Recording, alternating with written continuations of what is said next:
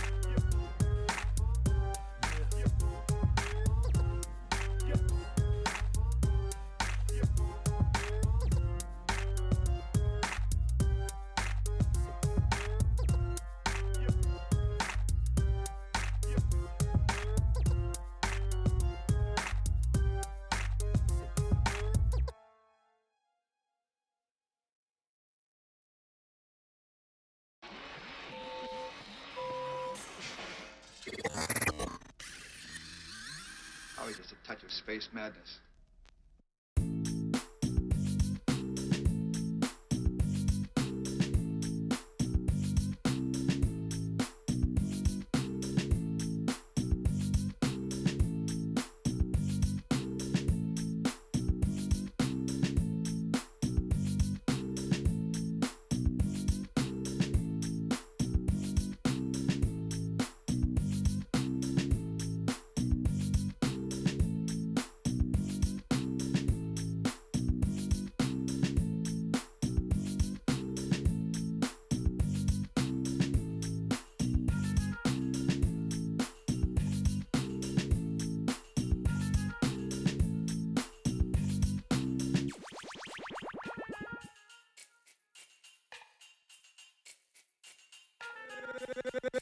Gangsta Boogie.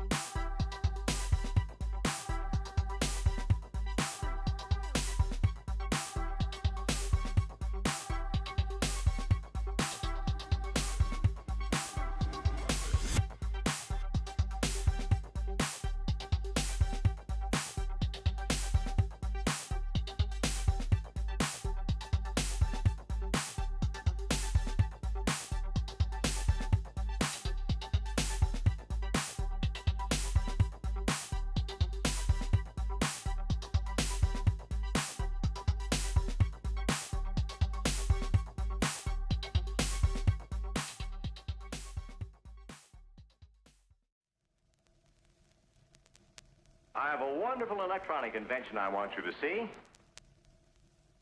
Show you.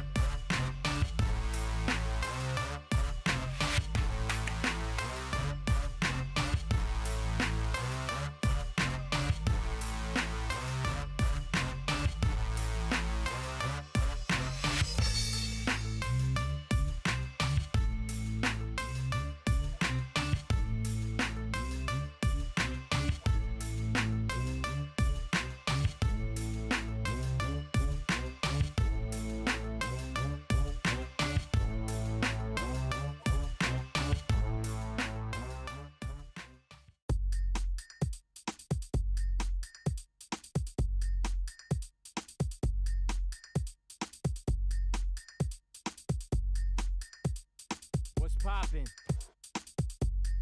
Is what it is.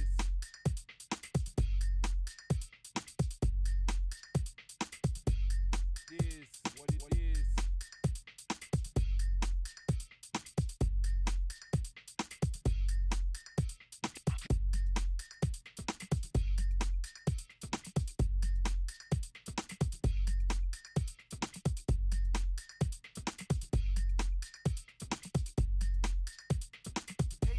Be a damn MC.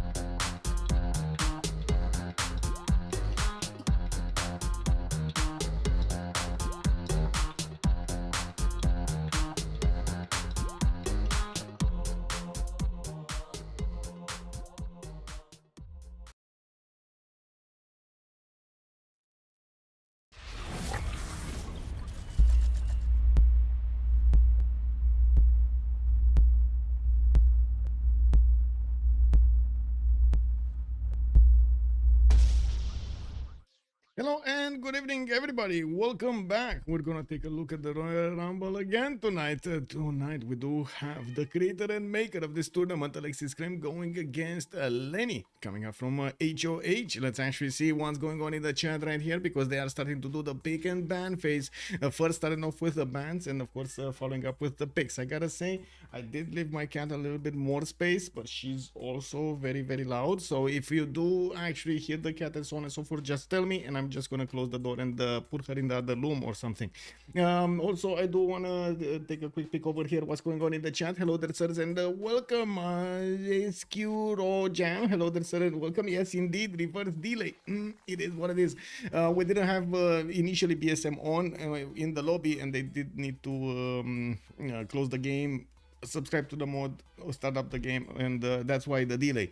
Iziki, good evening, sir, and welcome. Eddie Coffin, also good evening, sir, and welcome. These are strong players, both of them are very, very strong players. One, Alexis Krempp from COC, the other one, Lenny from HOH. Both teams are in the CWC, and we've seen them multiple times play out against each other and against other very, very, very good teams. Ziltek, also good evening, sir, and welcome. I did notice this Electra. Hello there, sir, and welcome. Saipon, good evening, good evening. It was the fish that we did manage to win yesterday. You can actually check out the vote on YouTube.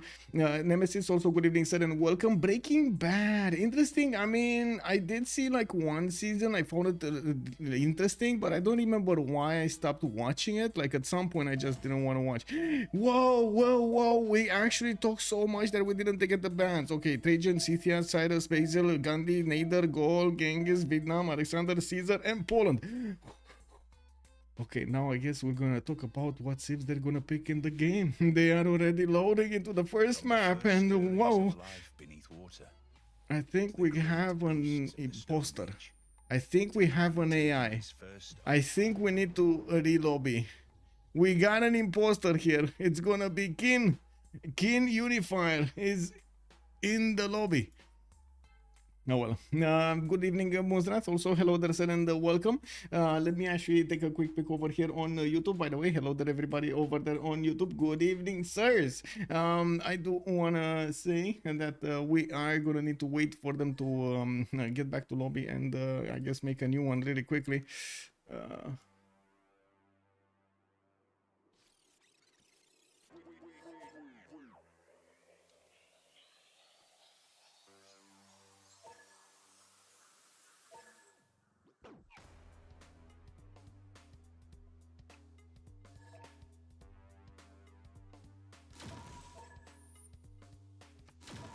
Okay, there we go.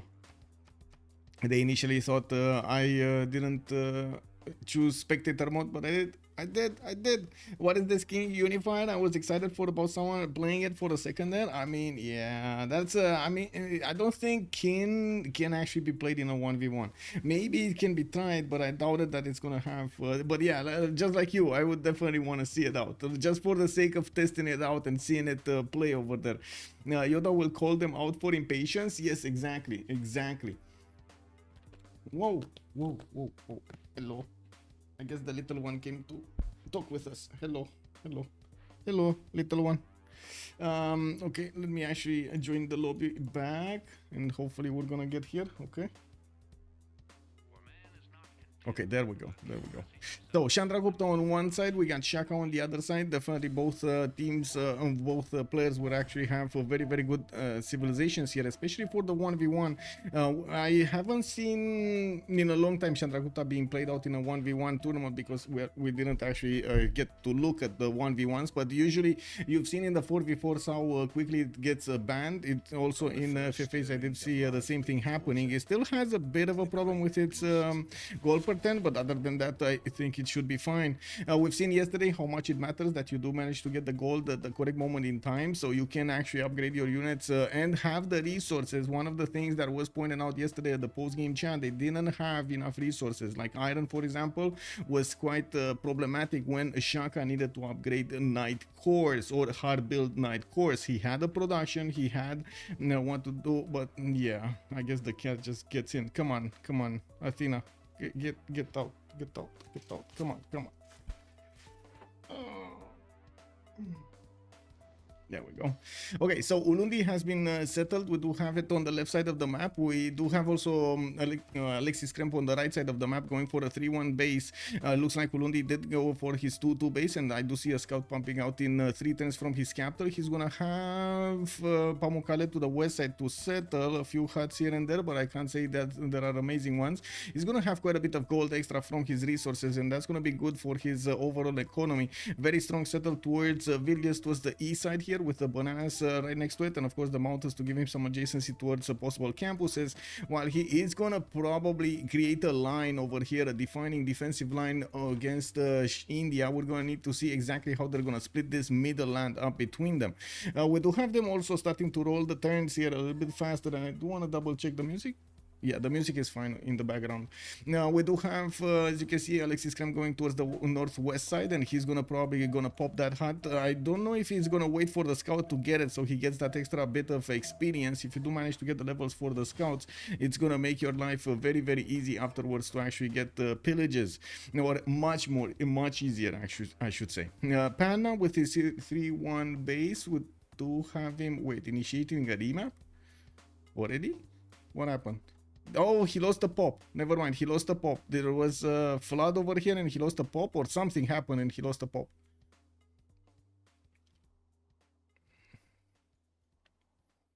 That's weird. Anyway.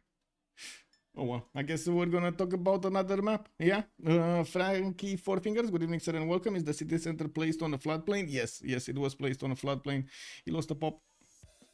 How is she? She's fine. She's still in heat, so she's scratching her back on the floor and doing extremely vocal noises and peeing everywhere. Like, yeah.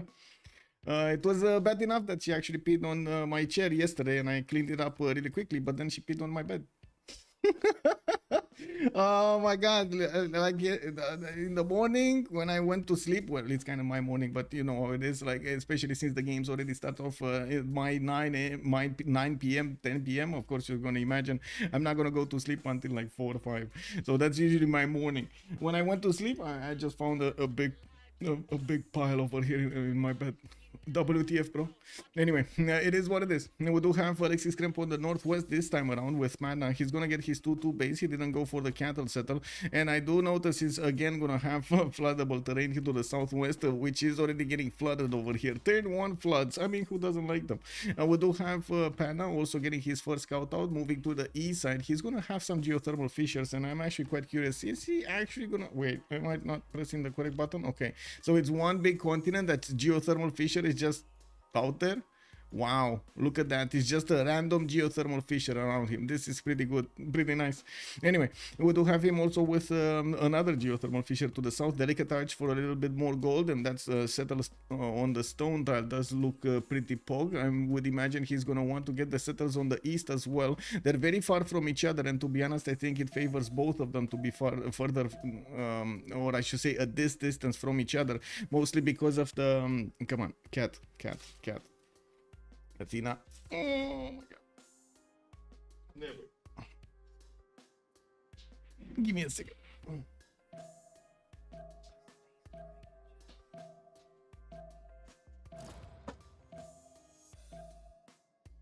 Okay, there we go. And on Zulu, I was talking about the distance between each other. The thing is, usually you do want to get the time to actually set up your infrastructure, and you've seen yesterday, for example, they did wait quite a bit to actually get units towards each other and actually do damage. And I'm pretty sure this will be a requirement over here on both of them. I'm pretty sure India does want to get his infrastructure, so does Ulundi, or I should say Zulu want to get his Ikandas with the barracks, with everything in them, and so on and so forth, and get that commercials, get those campuses going, get the commercials, the possibility to get more cities and everything, and then try to go for the timing. We're going to need to see how they're going to try to get the science, the culture they need for the technologies they will crave, and of course have the civics available for them. Kabul for Zulu. Yes. As we've seen yesterday in the rules, they are not allowed to keep any city-state. So they can take them, but they cannot. They can take them as in attack them, but they cannot actually keep them. Hello, Smorior. Good evening, sir, and welcome. Mig Mag 98, there were geothermals yesterday. Two, I don't know how they spawn. Yeah, just randomly all over the map. Look at this. Let's just and more towards the west side, right? I didn't really see geothermals on the right side. This is pretty poor, right? Chandragupta is gonna get quite a bit of extras. Oh well, it is what it is. And we do have to see the remap here, how this is gonna go. Are they gonna go for a remap? Are they not gonna go for a remap? Is this remappable? I don't know. Cat. Oh, I guess it is what it is. They are allowed to pick the chat Gupta. I think there's only one single ban. Oh, we do have a remap. Alexis Krempp is not gonna be as comfortable with this spawn. He's gonna remap this. Only Theodora is banned. And we do have like 3 city states being banned and some beliefs being banned, like Missionary Zeal, for example, is banned, Defender of the Faith is banned, and there's another one that I don't actually remember out of the top of my head. Maybe chat over here can actually give me a readout, otherwise I'm gonna need to search through the rules, and I don't want to really go and look for the file that is set somewhere on a channel somewhere. It is what it is. Yes, ma'am. Oh my god.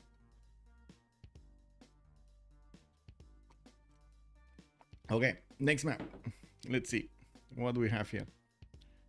What do we have? On the left side, we're gonna have Alexis Krempp with his setter. Did you just turn off the music? No, it's here. Okay.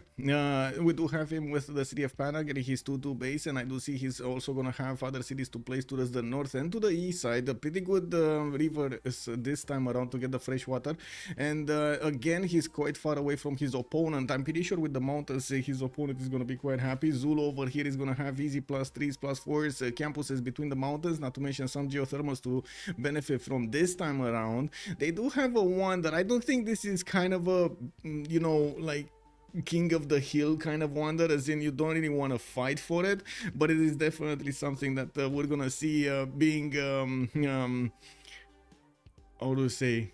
do you call it, the eyes of all of the action that is gonna happen over here, basically, right? The witness it's gonna be witness to so many units pushing in from the west to the east and from the east to the west.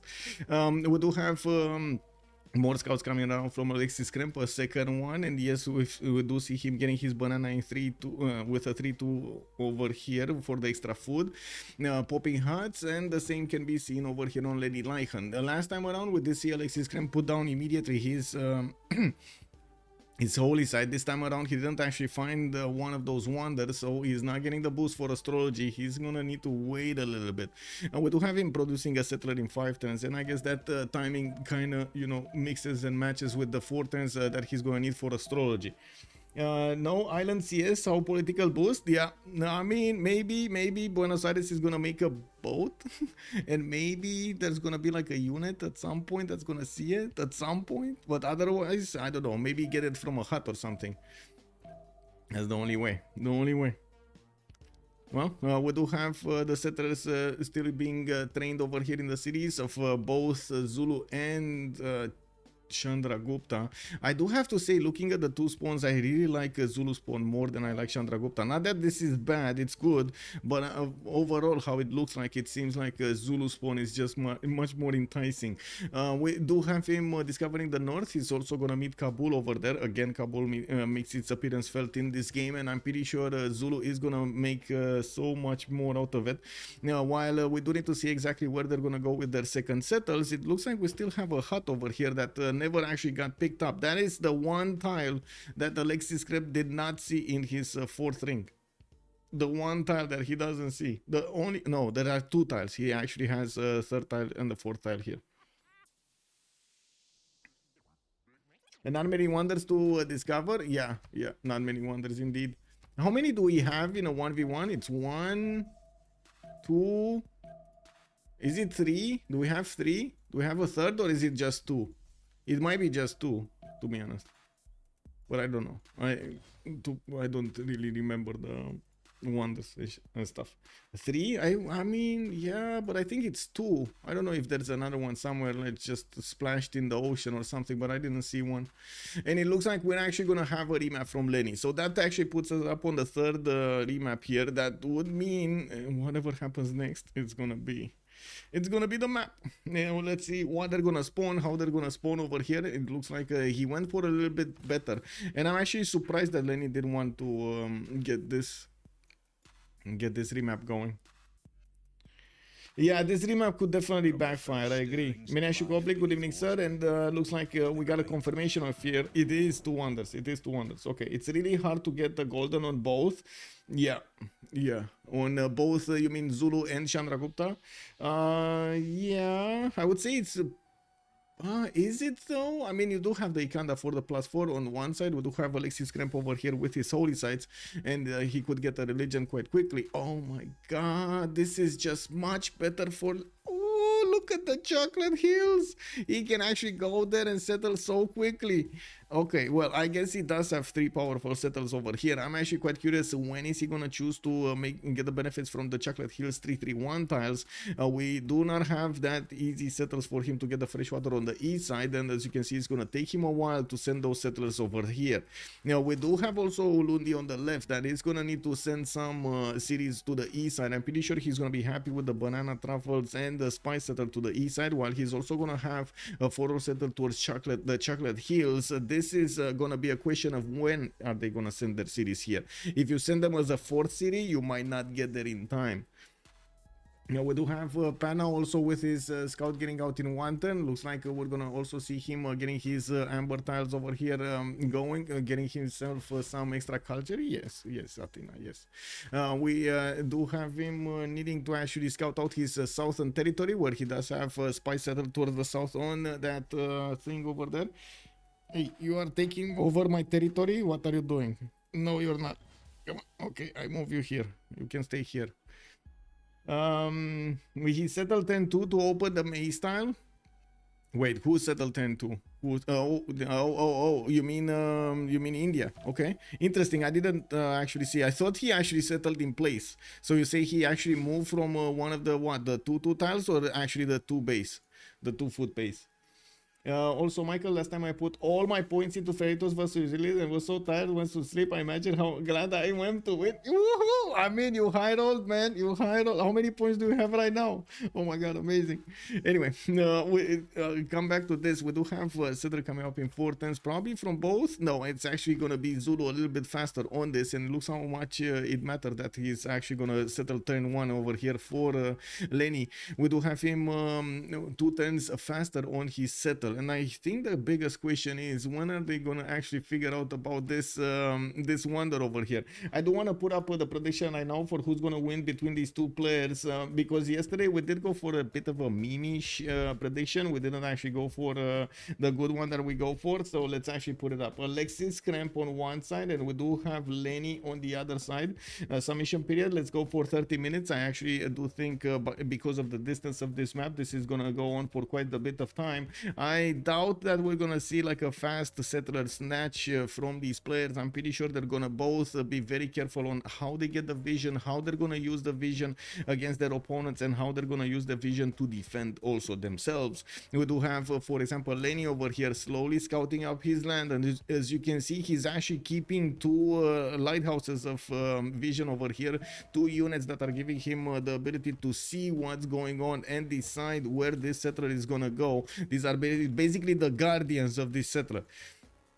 Now, we do have him also seeing the warrior on the east side from Alexis Krempp. I don't think they actually declared war, so right now we don't have anybody being stopped by zone of control.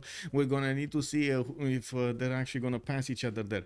Now, we also have already the holy site coming out from Pana. Looks like he's gonna get it in 3 turns, while his settler is started to move towards the northwest. He's gonna go for the 2-2 base settler on the Plains Hill, and I do see he did discover the Chocolate Hills. We do have him over over here also pushing. We do have, sorry, Alexis Krempp pushing a little bit Lenny, and of course he doesn't see the settler yet because of the forest, because on that Spice Hill. But I'm pretty sure Lenny is a bit worried about what's gonna happen. He knows that there is not enough movement on this warrior to actually make it to the settler when it's gonna pop. But yeah, there we go. He still is worried to move back at one tile with the scout instead of standing still. And we do have him getting his a monument out, and yes, he's gonna get an extra settler in another turn, while yes, we do have the holy site needing to finish here for the city of Pana. We're gonna need to see how Alexis is gonna use his religious bonuses to get some advantages in the sim, and how he's gonna get to use his monumentality, or I should say his face generation, to make up for the fact that he spent so much production into these holy sites from the beginning, into the shrines, possibly later on in the game in the temples. What kind of return is he gonna get? Usually the players do manage to do quite a comeback with the monumentality golden ages they have with the investment at the beginning in the first era. And on the other side, it's going to be a totally different approach to the game. Zulu is going to probably open up with Ikandas. He's going to want to get some commercials, he's going to want to get some campuses, and he's going to want to get some theater squares. Usually I would imagine he's not actually going to go for theater squares very quickly, and I'm very curious which one of the two that I mentioned earlier, like in the other two, campuses or commercials, are going to be preferred. I would imagine it was going to be a mix of them. Yesterday we've seen for example like two campus positions, like between like 5 cities. The tier 3 district that is getting placed was tier 2 entry, was campuses into commercials tier. So we're gonna need to see in what order and what kind of spread he's gonna get, if he's gonna manage to also get some discounts. I would imagine this point, well, we're gonna have a discount road for Zulu, and for Chandragupta opening up with holy sites does give him the discount for his Government Plaza probably. We do need to see how he's actually gonna go next. Opening up bronze working. Okay, I mean, yeah.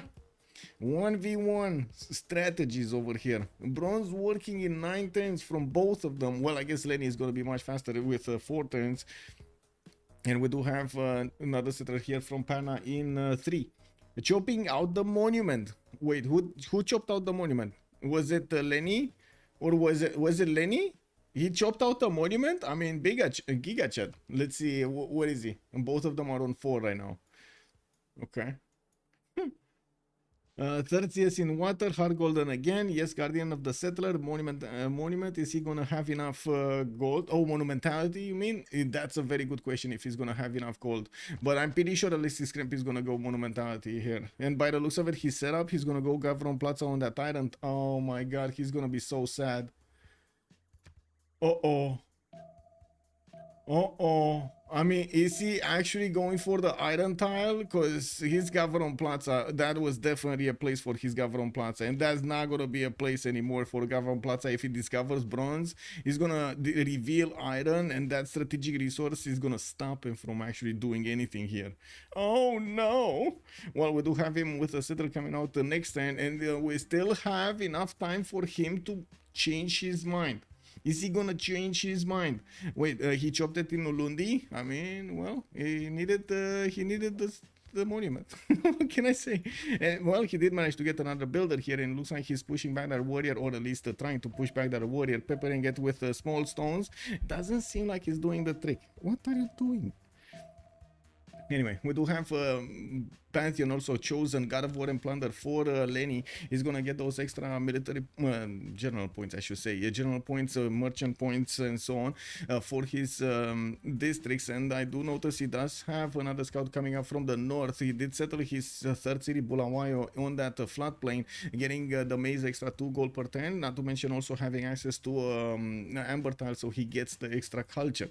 We do have also Alexis Krempp here coming up with another settler towards the north. Looks like he's totally ignoring the fact of Chocolate Hills, especially with Zulu units coming around here. He doesn't want to take the chance, nor does he actually have the time to get an escort unit. I would imagine if he would have had a stronger escort unit, he would have taken the chance of sending that settler towards the south. Well, he still is peppering with stones the scout, the cat scout. Hey, you see what's happening in the game? They're actually throwing rocks at each other. Can you stop, please? Do your cats do the same to you? She's like literally eating my fist right now. Hello? Hello? Miss?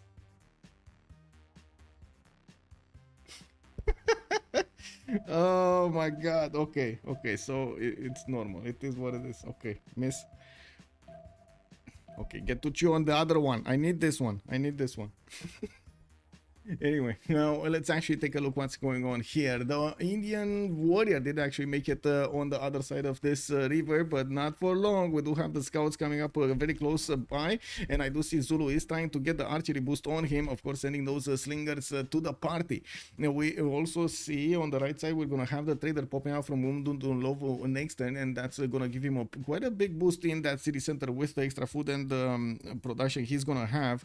We also have Ulundi getting a 4th settler out and plugging in Moksha in that city center. Doesn't seem like it's gonna be Magnus immediately internals. Arca, hello there sir and welcome. Still love cats now? Yeah, I am a dog person. There are 3, 1 in the water. Oh, about the city states, yes. We do have Geneva in the water, we do have Antananarivo and Armagh. I'm sorry, I just like on this side it doesn't seem like in the games at this point with these city states I did see their names are gonna actually matter that much in the game. Definitely having this city state, by the way, if you do manage to see it and just let it be, you know, just get the points from it and maybe use it later when you do have universities, it does have the power to help you out. Other than that, it doesn't seem like it will affect this game in particular. Hey, let the microphone be.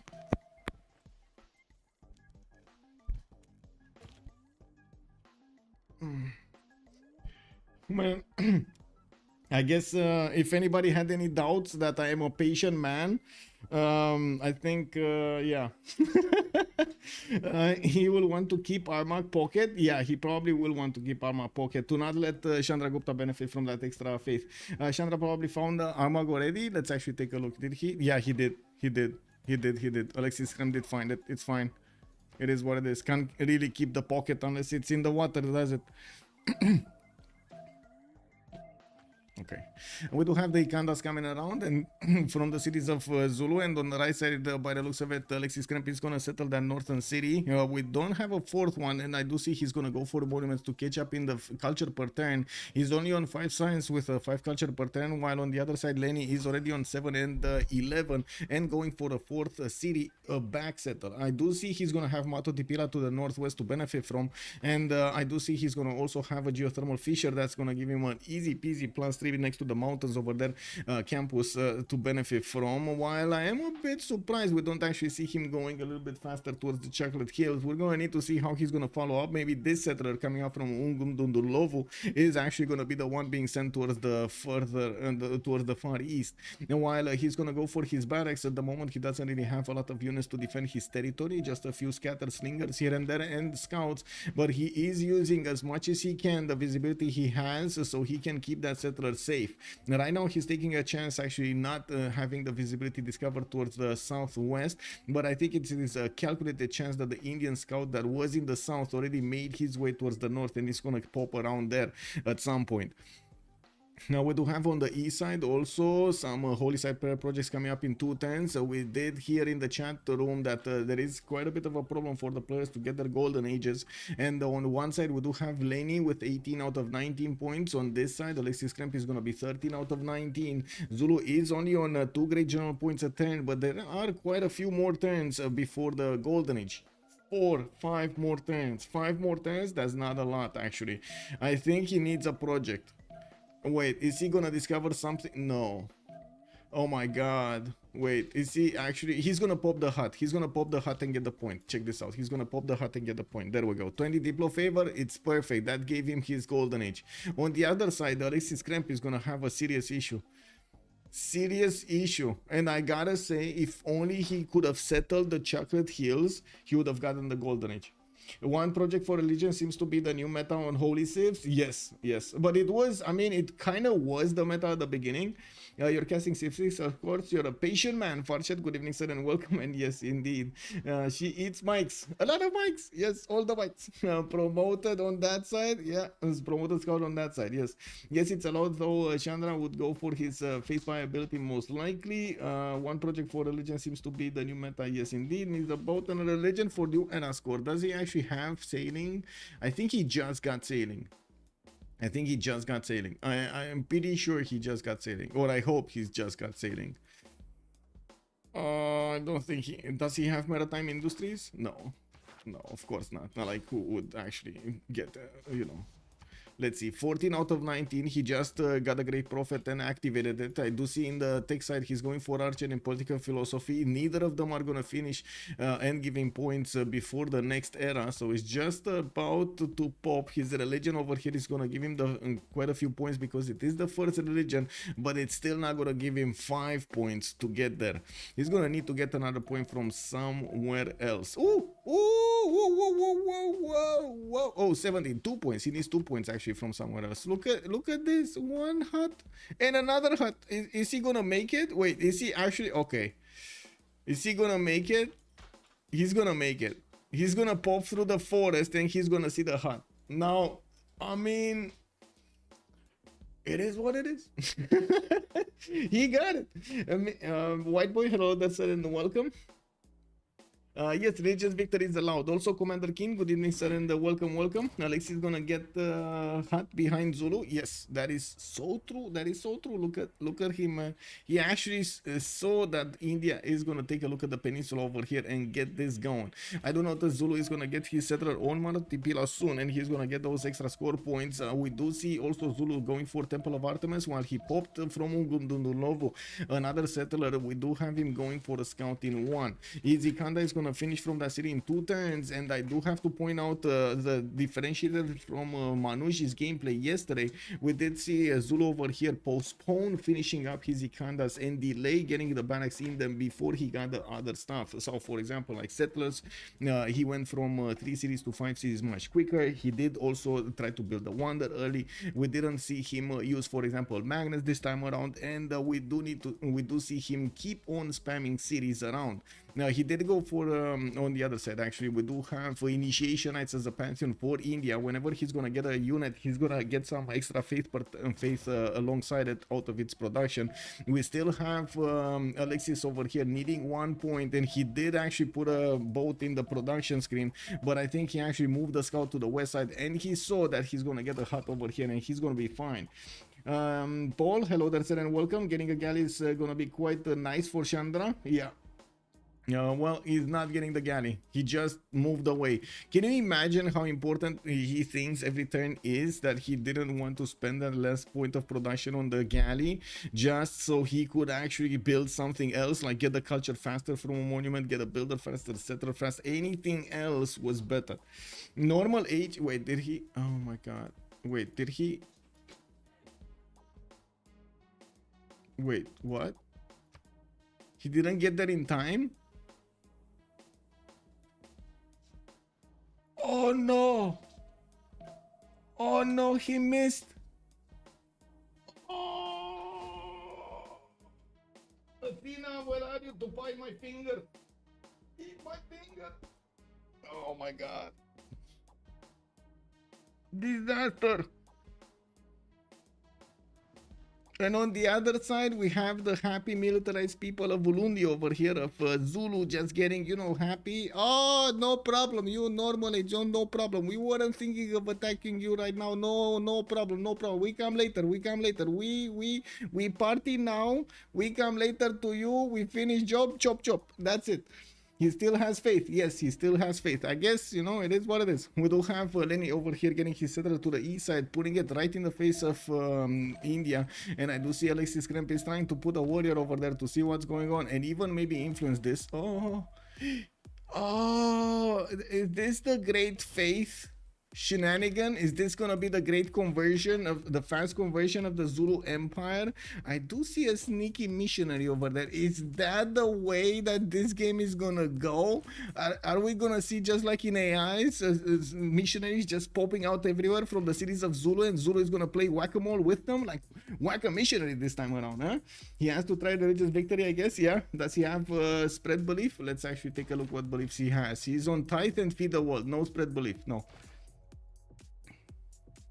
We do have him getting a monument. He's going for his government plaza in the capital. He was already, by the way, remember the iron I was talking about the island earlier. I was saying that it's really a bad place. Oh, that would have been so much more faith coming out from those theater squares. Athena. My God, Kitty. What are you doing, Kitty? Come on. When it rains, it pours. Alexis, this game, yeah. Well, he needs to try something, and we're going to need to see what is he going to pull off here. We do have Lenny on the other side with his drums of war and taking shape, getting his empire is taking shape in a war machine. We do have him finishing up his wall of throne in 2 turns, getting his Ikandas in the other cities, and starting to roll the points for the generals very quickly. 5 points a turn over here already for Zulu, while he didn't finish all of his Ikandas. We do have him also with an opportunity, that is to attack India over here while he is at his weakest. India, if he didn't actually get his golden age, he's gonna require quite a bit of time to try to catch up to anybody else. So he's gonna he doesn't have the opportunity to spend resources on units, because if he does, he's never gonna catch up to Zulu. Like the next 10 turns on India are critical. 10-15 turns on India are critical.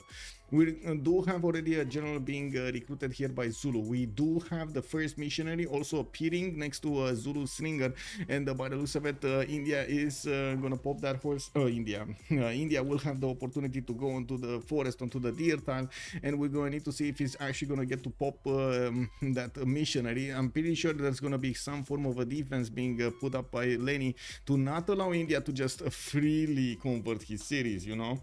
Can he just condemn? He can. Please tell me Lenny is aware of religious victory and gets one himself. I mean, I hope he's gonna get one, like a religion himself, but it doesn't look like he's gonna get a religion himself. Nor do I see a lot of faith generation from Alexis Krempp. That's 22 faith a turn. That's a missionary every like 4 or 5 turns now, and it's gonna have its cost increase. That's not a lot. That's not a lot. Like a missionary every 4 or 5 turns is not enough to overwhelm the defenses of possible like the possible defenses of your opponent.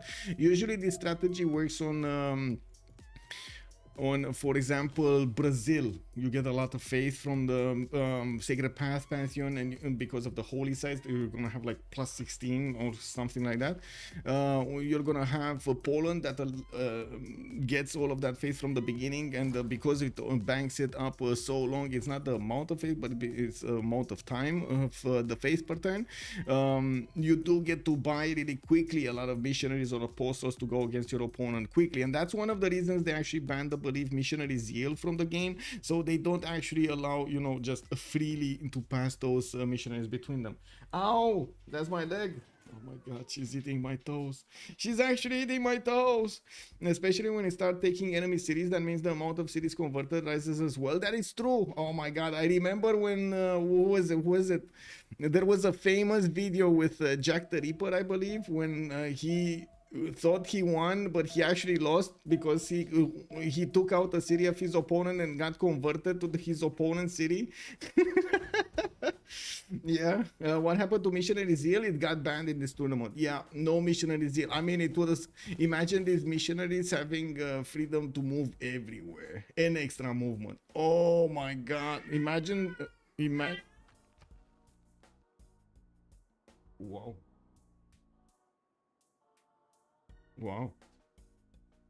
Yeah. You know, it is what it is. Kwarukuza already converted.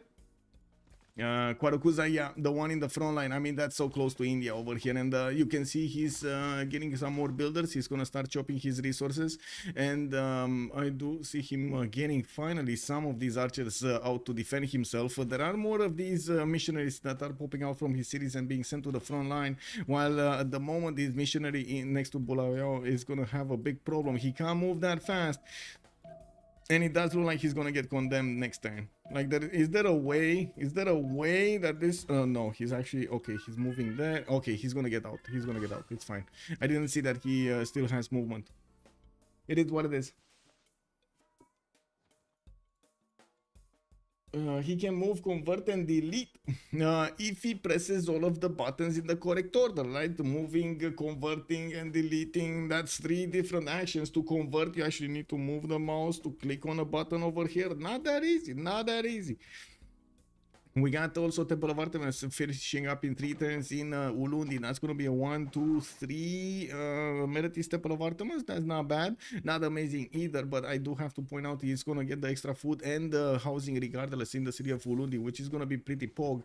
We do have him also putting down a holy site here from Ungundululovu. He's definitely aware that his opponent might actually try a religious victory, especially when he sees the missionaries coming around his land and trying to convert his cities. Ikana is going to finish next turn. We got Pingala being plugged in Bulawayo, while India's missionary is going towards the city of Kangela over here. We do have him getting shadowed by scouts and by a horse from Zulu. We do need to see. Oh, is he? Oh my god, is he gonna pull a 180? Is he gonna pull a 180 and just go to the south? Imagine if he pulls a 180. Oh, that's gonna be a problem. Backsetter Wonder for Elascol. Yeah, Rib Normal Age Victor. Good evening, sir, and welcome.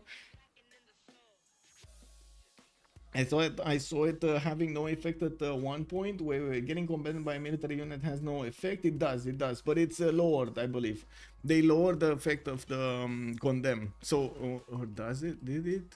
I think it did. I don't think it removed it. There was a lot of discussion around this, and most of the time you don't actually see it in the games.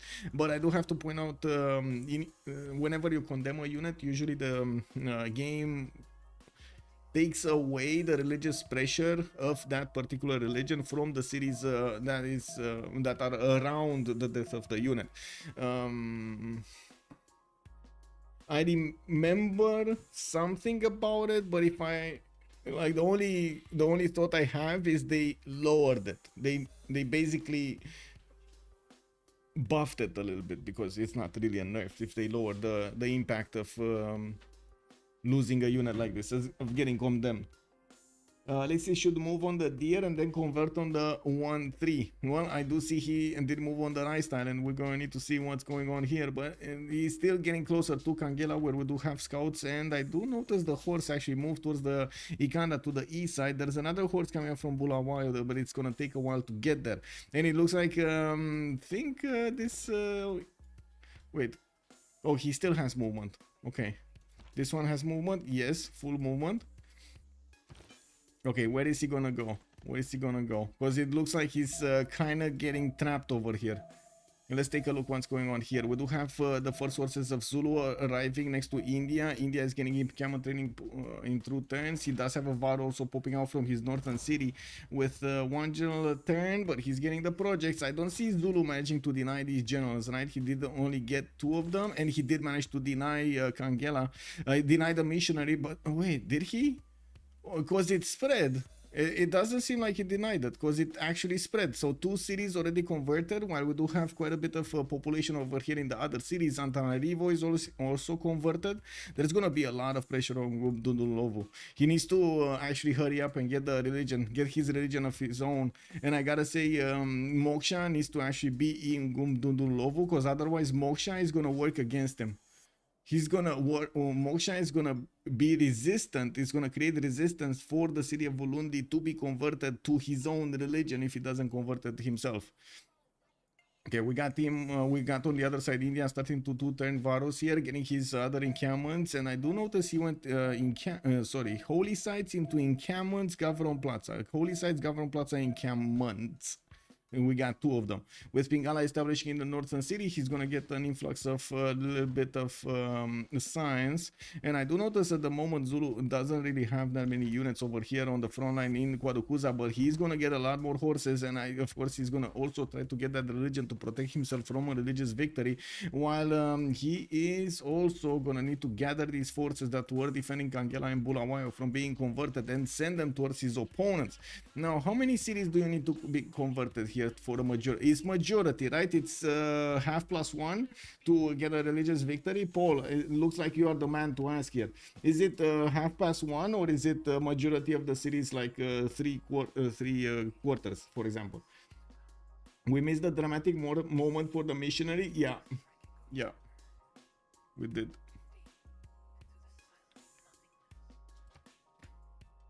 Hello, sir. Alex 2005. Good evening, sir. 4 cities at his current city count. So wait, right now he's on 2, 4, 6 cities, right? So majority is gonna be 4 cities. Yes.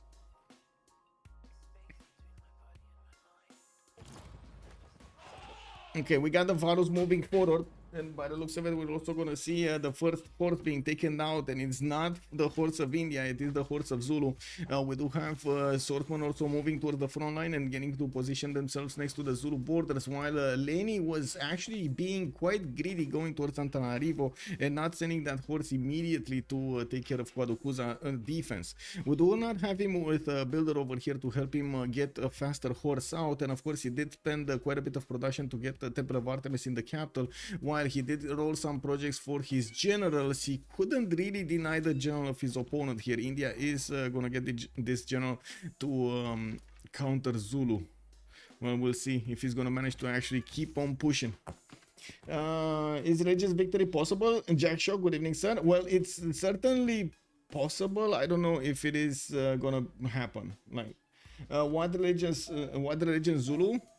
He did get a religion. He went pilgrimage and Zen meditation, and he's gonna need to start getting his shrine, and he's gonna need to also start getting missionaries to convert his other cities to defend himself against India.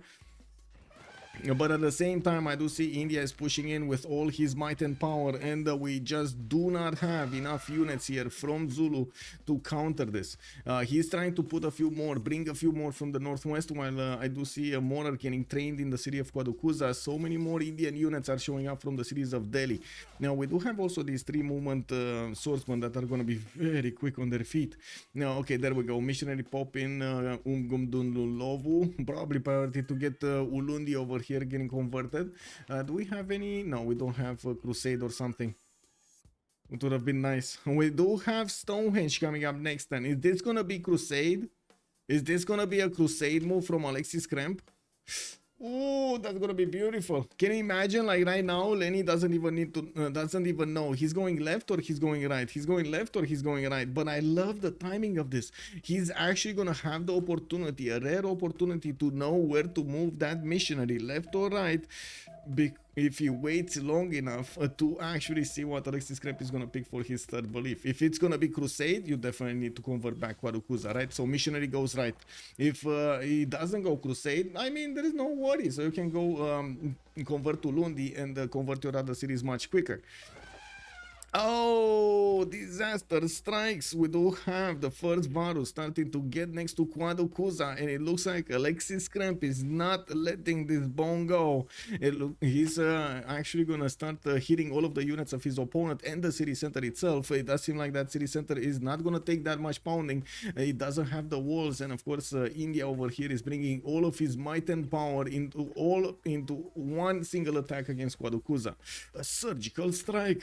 We do have a Warlord's Throne finishing up in Pana in 5 turns. This is a bit of a surprise because Warlord's Throne was finished on Zulu quite a bit of time ago, and it doesn't seem like it managed to help him out at this point in the game. Well, I do have to say, it's not like he actually spent a lot of time on his units and he didn't position them there, or he didn't have the units he already had in the correct position to defend against a possible attack from Chandragupta.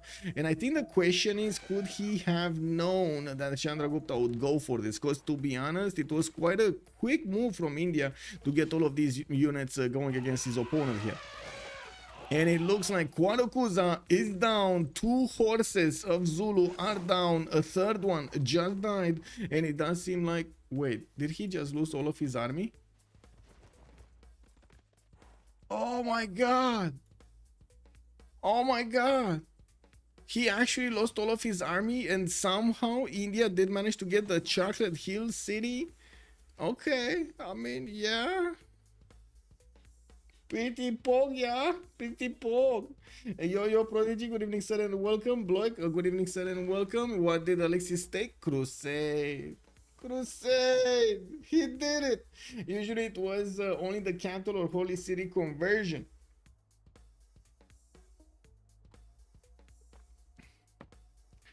It needs to be half of the cities. Yes. Yes, if Ulundi gets converted, that's GG. No, not only Ulundi, he just needs to get half of the city. So he can convert, for example, Bulawayo, Norwengu, Mgumdundulovu, and not convert Ulundi and still get the win. Actually, right now in 2, 4, 5 cities, he just needs, what, 3 cities, right? He needs 3 cities. He already has Kangela. He just needs 2 more, and I do see the north is not nearly as protected as you might think. He's actually getting a missionary towards the south over here, gonna try to bypass the defenses that Zulu put up, but I do have to say Lenny over here is putting up pretty good defenses towards the south, or at least around his territory, to see if there are any pesky Indian missionaries coming around.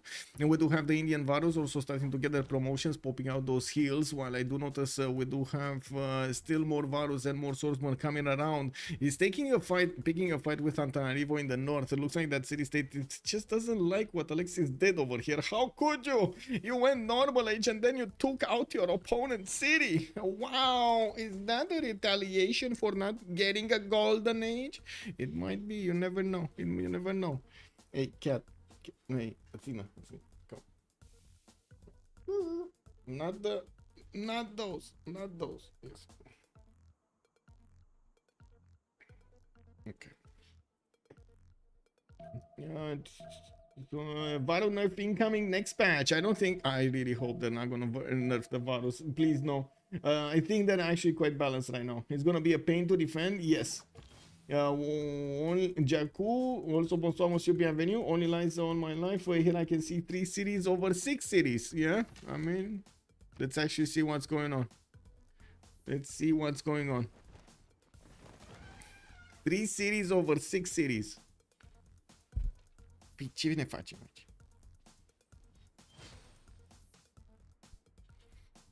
Okay. Well, Alexis Krempp is gonna move forward, and it looks like he's not gonna just stay put on Quaducuza. He's gonna want to try to go towards Ungumdulovo this time around. We do have new horses coming out from Zulu to fight, and I do see some spearmen. It shouldn't be that long until Zulu is gonna get his spearman technology here. Military tactics in 710, mercenaries in 110. He does need his impies as quickly as possible. Those should have enough strength to fight off these Varus, but I gotta say, I'm a bit curious how they're gonna fare against men-at-arms from Alexis Krempp. It does seem like Alexis Krempp is actually gonna choose to go towards ranged units, try to keep those Varus as big as possible on the front line, while he's gonna get the range behind them. We do need to see how. Okay, well, it looks like the Varus can't really push. You know, they're there, but they can't really push. He really needs more strength in these archers to actually help him push against his opponent here. And of course, we're gonna need to see if these Varus are actually gonna stay alive. Alexis wants crossbowmen, very strong into impies. That is also true. Yes, I'm Hazel. Lost tempo doing religion, okay. Well, if you lose the extra cities, then you're going for them was a bad idea. You have to keep the 6 cities for it to work. That is true. That is true. Losing that extra settler and the time to move and everything and set up, yes, that is so true. We do have India getting another wave of builders, and I do notice he did manage to get finally that boat out. He's probably gonna inch forward towards the golden age with his points, and it does seem like he did manage to get 54 out of 42 right now, so he did nail the next golden age, while Lenny still needs to get 9 more points. We do have him 10 more times until he's gonna get there, and we do have him not taking a chance this time. He's gonna build the ancient walls in Ungumdulovo as quickly as possible, while I do see the swordsman from the north did manage to trade punches with Antananarivo. They're gonna cross the rivers, and we're gonna need to see if the pressure added from the northern units are gonna be is gonna be enough to actually unbalance or break through the defenses of Ungumdulovo. We do need to take a look what's going on here. So Zulu is converting his cities. It doesn't seem like India is gonna have a nice life over here converting these, and while in the meantime he's gonna need to figure out a way for him to be relevant for the next part of the game. While Lenny is already on 26 and 42 26 science and 42 culture, we do have him with 65 production, keeping his advantages against his opponent, even if his army doesn't seem like it's up to the challenge. We do have him now cording up his horses, and this will make them much stronger against their opponents, but it looks like it doesn't really matter. We do have him one with the other side effect of these horseman cords. Unfortunately, whenever they're gonna core up, they're gonna transform 2 units into 1. Poof, 1 unit is just gonna magically disappear. So you can't really hold the line with them if you don't have enough of them to replace the ones that you're gonna lose when you're coring up. You're not gonna have to benefit from. do have new archers coming out from Zulu, and I do notice he's gonna get his military tactics in 5 turns, mysticism on 1. I would imagine he did go feudalism into mercenaries, right? And now he's back on the bottom 3, probably going towards monarchy here, divine right, just clicking on it and forgetting about it. On the other side, Alexis Krempp is gonna get his drama and poetry soon, and I do notice with the wave of builders, he's probably gonna get quite a few charges here. He still has a lot of chops to do. Only improved a few of his styles, and of course got his government plaza with just what he needed, not anything fluffy extra. Did anybody met Geneva? That's a very good question, sir. That is a very good question. Let's actually see if anybody met Geneva. Alexis Krempp. Alexis Krempp met Geneva. Not sure how, but he did. Oh, he got the boat, right? He got the boat. That's why he's sailing away. Imagine if he would have gotten the boat then and there. Where is his boat? Did he actually delete his boat? I think he deleted the boat. Oh, he needed the gold, right? He's on... Nah, I wouldn't really say he needed the gold. He's on 17 gold a turn.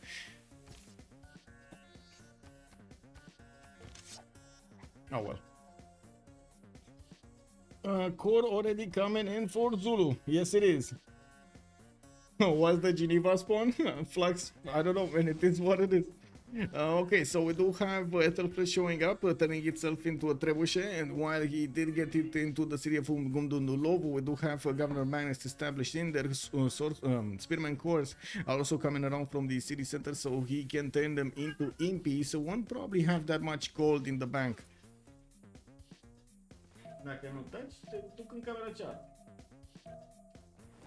Okay, she's finding herself stuff to play with. Anyway. Oh, that's an archer core. Okay. Interesting that India did actually reposition his troops towards Antananarivo. He might consider taking out that city center altogether, so he finds it a little bit easier to move towards his opponent. But unfortunately, that also means Zulu is going to have his line of defense, and it doesn't seem like India is going to get to push through it. We do have Alexis Krempp also managing to get enough science. 23 versus Lenny's 26. Doesn't seem like in the total tab we do have that much of a mismatch. And yes, we do have India going for his next upcoming units. Swordsman popping out. Okay, more swordsmen popping out, being sent towards the front line. He knows that impies are coming from Lenny, and I would imagine he's gonna want to take out as many of these as he can before these impies can fully turn over here on him. We do have the impy corps actually having a problem against the swordsman. Ooh, big problem. Look at that. Just a lonely swordsman is just taking out the impy. Should be a win for Lenny. He's aware of the religion and hits mercenaries. Yeah.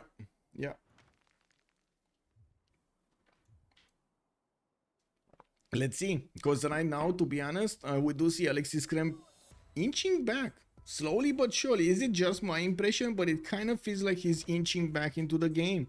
With the attack he did, he got an extra city center, got from 3 to 4 cities, put down his opponent from 6 to 5. We do have him still managing to do quite a bit of damage against Lenny. Lenny is finding it hard to come back with enough units to push India out of his borders, and by the looks of it, he needs to keep on spending resources to get new units out. Even if he gets impy cores, these are going to be extremely problematic to go against the Indian troops. Antananarivo has been taken and raised from the north, while we do have the new swordsmen also coming around from the cities of India. We do need to see what they're gonna go for in the World Congress. We're not that far away, only 6 more turns until we're gonna flip the era. While both players did manage to secure their golden ages, we're gonna need to see if this religion victory is still gonna be a possibility. I don't see India believing in it. I just don't see him getting that faith. I don't see him. I don't see him using the missionaries to get that conversion on Zulu. I was told everyone that impy is garbage. Hard to understand anyone that disagrees. So, wait. You always told everyone that impy is bad. It's hard to understand anyone that disagrees. So you don't think the impies are strong at all in any kind of situation, in any kind of scenario? I think it's definitely stronger in some scenarios. Raising the CS was an interesting move. Yeah, he just took out a peon from the table, basically. Yeah, they completely prevent you from using cav, and extra experience makes them very strong. Yeah. There, that is true. You're not allowed to keep a CS. You're not allowed to keep a CS.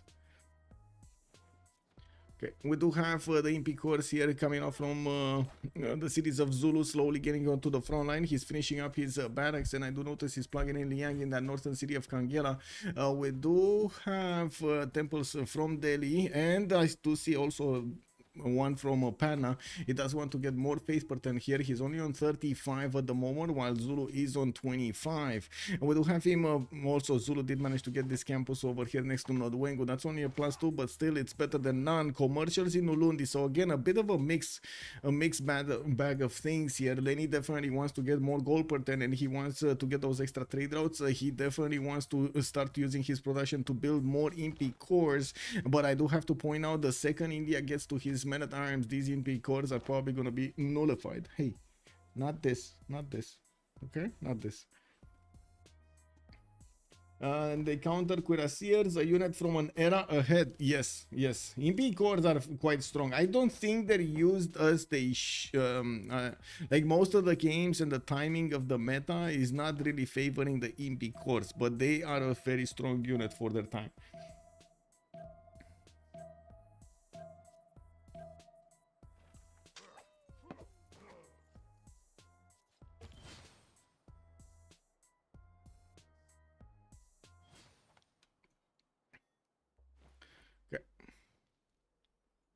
Well, Zulu is gonna get his archer corps on the front line, and these are gonna do the damage against the swordsman. I'm pretty sure he's gonna want his own expos, and that will require him getting a lot of gold per turn as well to bank up that gold and upgrade them. Even with mercenaries, they're gonna be extremely gold heavy. Well, we do need to see if Lenny is going to stabilize this, and in the meantime try to get an advantage over his opponent. I'm pretty sure with both of them having the opportunity to go into a next golden age, they will need to be careful what they're going to choose. I'm actually very curious what Alexis Krempp is going to go over here. What does he think is going to be the answer for his slowdown, for his lack of a golden age at the beginning? While he's going to finish his temples, that also means a lot more faith per turn. I'm pretty sure he's not going to be that far away from getting... Oh, he is going to be far away. Never mind. What am I talking about? He's only 23 culture a turn. He's going to be very far away from getting Monarchy and Grandmaster Chapel. Or at least like 10 more turns or something like that. Yeah, watch them work. Impis are strong if they work, because at the moment it doesn't look like Lenny is gonna be interested in pushing any more other than this line. He's gonna get a few more, but I think it's just to pad the numbers of the line and get like more of these archers behind them. I don't think he feels strong enough to go against India and take out cities or get back his own city. Don't believe him, please. I mean, he started the discussion, I guess. You know, it is what it is. He threw one phrase in the air, and now, you know, it is, he pushed some buttons. It is what it is. Okay, more Impis coming out from Bulawayo, finishing up the market in Ulundi and getting that extra trader soon. And we do have on the right side campus coming out from Panna, and that's going to be a +2 here between the city and the government plaza and that holy site. While I do notice in Madurai, he did get the holy site in between the mountains, doesn't have the 7th population to get his campus or something else. Nor do I think he's going to have a lot of gold per turn if he's going for campuses right now. Don't get me wrong, I think he is going to need the campuses. He's going to need the science, but the gold per turn is definitely going to be a problem here. He's only on 7 right now. He does have the opportunity to switch towards a pen brush and voice, but is he going to give up on that monumentality bonus? I mean, he kept on banking on those bonuses from the beginning, right? Is this going to be like one of those times that he actually thinks the religion is just for the bonus of crusade and maybe the +1 combat strength, and that's it? Like from the shrines, he didn't even need... Did he need a religion? He didn't even need a religion for the +1s.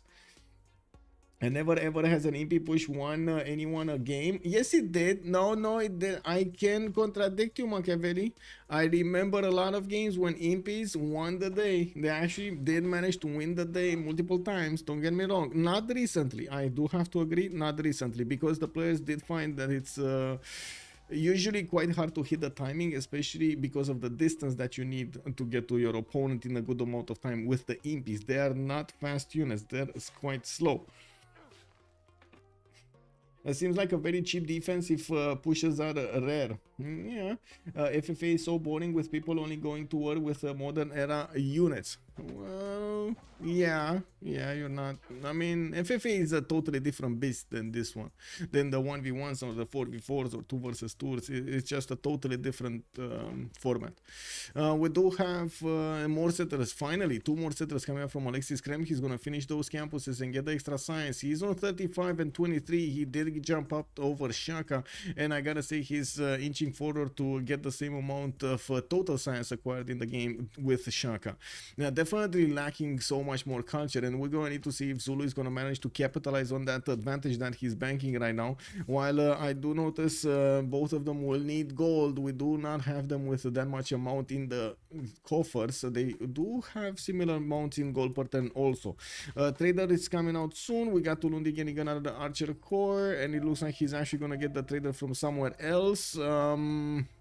Again, Archer cores require gold to upgrade into machinery.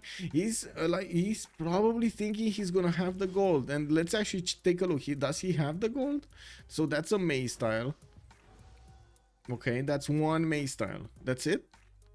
Doesn't have a copper. That's just one maze style. That's not even an Archer core upgraded into a crossbowman core. That's 120 gold to upgrade it. Whoa. Whoa, yeah, that's kind of sad. It is what it is. Leave me one such game then. I mean, I'm gonna need to take a look at the archive. I'm pretty sure it's over there in my YouTube. I just need to take a look at it when it is.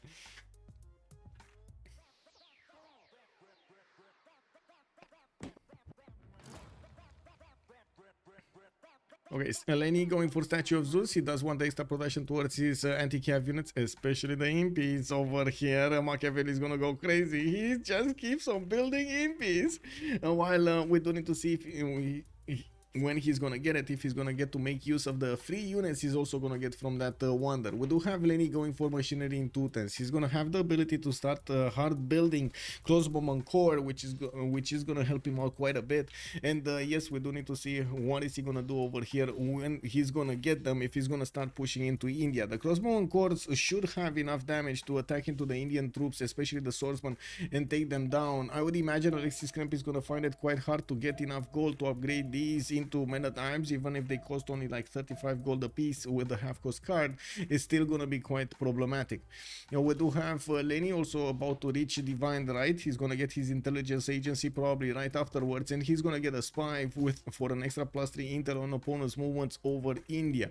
Finishing up the line of defense towards the north, he keeps on pressuring his opponent here so he can push him back. Looks like right now his Horseman core are just as strong as the Varu, even next to the Varu, while his impies are definitely holding their own. We do need to see the Archer core still pushing out, and new units coming around. Okay, it's 5 turns from Bulawayo to get the crossbowman core, 2 turns over here from another crossbowman core, and he's gonna probably get the gold. I would say in like what, 2 turns he's gonna get to upgrade another one. Okay, so he's gonna have 3 of them very quickly in the next 5 turns. Okay, in the next 5 turns they're gonna show up here and start peppering the units of India. I'm already taking a look at the YouTube for a game. Oh, thank you so much, Alex 2005. It must be there. It must be there. I'm pretty sure it must be a game there somewhere.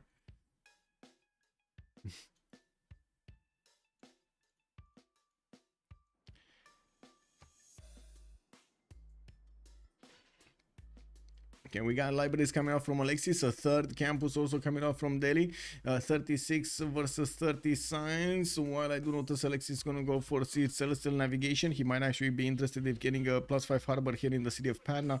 While we do not have him with a city towards the south, looks like his settlers are going towards the west here. He's probably going to want to get this placement where his army is, and by the looks of it, he's going to want to get that one to the northwest. They both went into a golden age. We do have a few minutes, I guess 2 minutes over here to get through this. Oh, +5.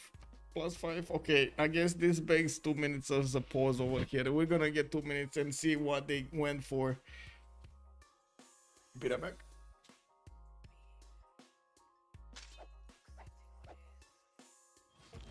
Oh, what do you mean?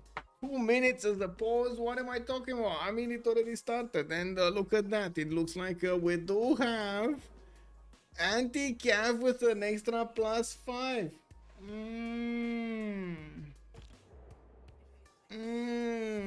That's a problem. Ei, nu poți stai jos? Ei, ce ne facem aici? Hai. Stai cu minte. Impies with an extra +5. Well, I'm thinking Alexis is in a bit of a pickle. Crossbow and Course are the MVP here. Alexis not going for many times is a big problem. That is true. But I think he has enough science over here to make up for his mistake. Definitely the gold is going to be a serious issue. And I'm pretty sure he's not going to get that quickly to build up his Grandmaster Chapel so he can use his Faith Portent to use it. I do want to check out he's gonna go for Penbrush and Voice. So that's how he is managing to make 25 gold a turn. Not to mention come back to 44 culture a turn. Getting much faster towards Divine Right and also opening up Grandmaster Chapel with that Divine Right. Shaka is Drums of War, a second Drums of War for him. He's 7 turns out from finishing up the Statue of Zeus, and I do see him finishing up his Crossbow and Course and sending them towards the east side here, finishing up another Incanda in Kangela, while I do see him getting some traders over here from Nodwengu. He does want to get that extra gold soon, so or the extra production. I'm actually curious, is he using externals or internals? Internals. He's using internals. Never mind. Oh, extra production it is. Oh, I think even the volcano is starting to get a little bit excited. That's how it looks like. The volcano is getting excited, boys. We got Crossbowman coming out from India, and he's gonna start shooting down these impies, or at least try to shoot them down. The impies are gonna move forward with the extra +5. Soon they're also gonna have the support of the Crossbowman Course doing the initial attacks against these swordsmen. They can two-shot them quite easily. By the looks of it, next turn he's probably gonna pop right next to the city of Kwadokuza. Immediately, the walls in Kwadokuza are getting built, and we do need to see if he's gonna manage to chop them next turn. I wouldn't imagine he's actually gonna get to attack into the city center in the next 2 turns, but you know, anything is possible. We do have intelligence agency coming up from Ulundi in 7 turns. That's actually quite slow. Well, I gotta say, yes, in 6 turns, Statue of Zeus is gonna come out. He's gonna get 3 spearmen, 3 archers, and a battering ram. He can only core 2 impies, and he does need to spend the gold to get those upgraded. Not gonna be easy. Bine, ce ne facem aici? Okay. So, did that swordsman just promote? Whoa, that's a strong swordsman. That is a strong swordsman. What can I say? And a quick move over here from Alexis to actually promote him in the correct time. I do have to say these impies are also going to start to get their promotions, and they're going to probably go for the melee promotion. That's going to be quite bad over here against India. We do have him, the majority of the defense is made up of ranged units and melee units on the front line, so they can withstand the initial damage of these impies.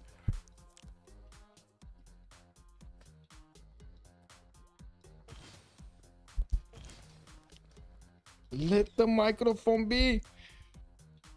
Let the microphone be. Save the microphone. I'm gonna make a fund. Save the microphone. Mili, yeah, who founded Kwadokuza? Zulu, of course. Circassian, good evening, sir, and welcome. Bonsoir, monsieur, and Sasu, bienvenue. Be blankets, woo, woo, woo. Be blankets, woo, woo, woo. Ulu is my least favorite Civ to go against. Oh, Zulu, yeah. I can see why. We do have Zulu getting his to force his way next to the borders of Kwadokuza main city center, and we do see Zulu does have more EP cores to come out on the attack force. He's going to attack Agra at the same time as Kwadokuza, and from the north, of course, with the crossbowman cores and his imps, he's managing to push through the defenses of the swordsman. Looking at Alexis Krempp, he's 3 turns out from military tactics. That's gonna put him 3 turns away from getting to upgrade these swordsmen into Menatans. Or did he get the button and I didn't see? He didn't get the button. No button. He needs to press the button somehow. Where is button? What did you guys vote, by the way? I'm pretty sure you guys really got mixed up. Oh, I have to say, influenced by the Golden Age, didn't you? You actually did get influenced by the Golden Age. I should have put it for like 5 minutes. That's my bad. I'm gonna learn from these mistakes, definitely. So Alexis Krempp went for 31% of the votes, and Lenny got 69% of the votes. Interesting. That is a magical number. Don't forget the double flanking bonus. That one hits hard. Yeah, well, we do have EP cores going forward, and the 66 strengths against the Swordsman 52 is not even a close fight. It does seem like Zulu over here is going to bring his trebuchet to the party, and yes, we do have him getting quite close up and personal with these units of India. He's still going to want to take out these defensive units before he actually pushes into the city center, while his crossbows, I should say, of India are not as strong to do any like that much damage against the impies, especially right now when the impies do have an extra +5 strength. Imagine if Zulu was Dark Age here. Can you imagine if Zulu was Dark Age? Oh my god! Anyway, we do have crossbow cores, more of them coming out from Lenny, and he's going to need to start upgrading some more of his resources. While I do notice Zulu did manage to take care of the Varu to the north of Agra, he's going to need to keep on pushing forward to take that city down. Next turn, we're going to have the ancient walls go up. The builder is going to get to chop them in that city center, while Victor is also established. They're going to add a little bit more to that defense.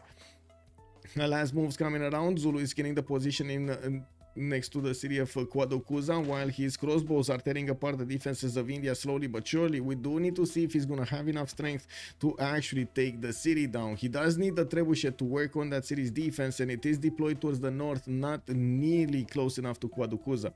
We will have the battery ram pop out in 4 turns from the statue of Zeus, and as you can see over here, Zulu is preparing himself with a missionary. He wants to convert back the city of Kwadokuza after he gets it, so he doesn't get again the problem with Crusade.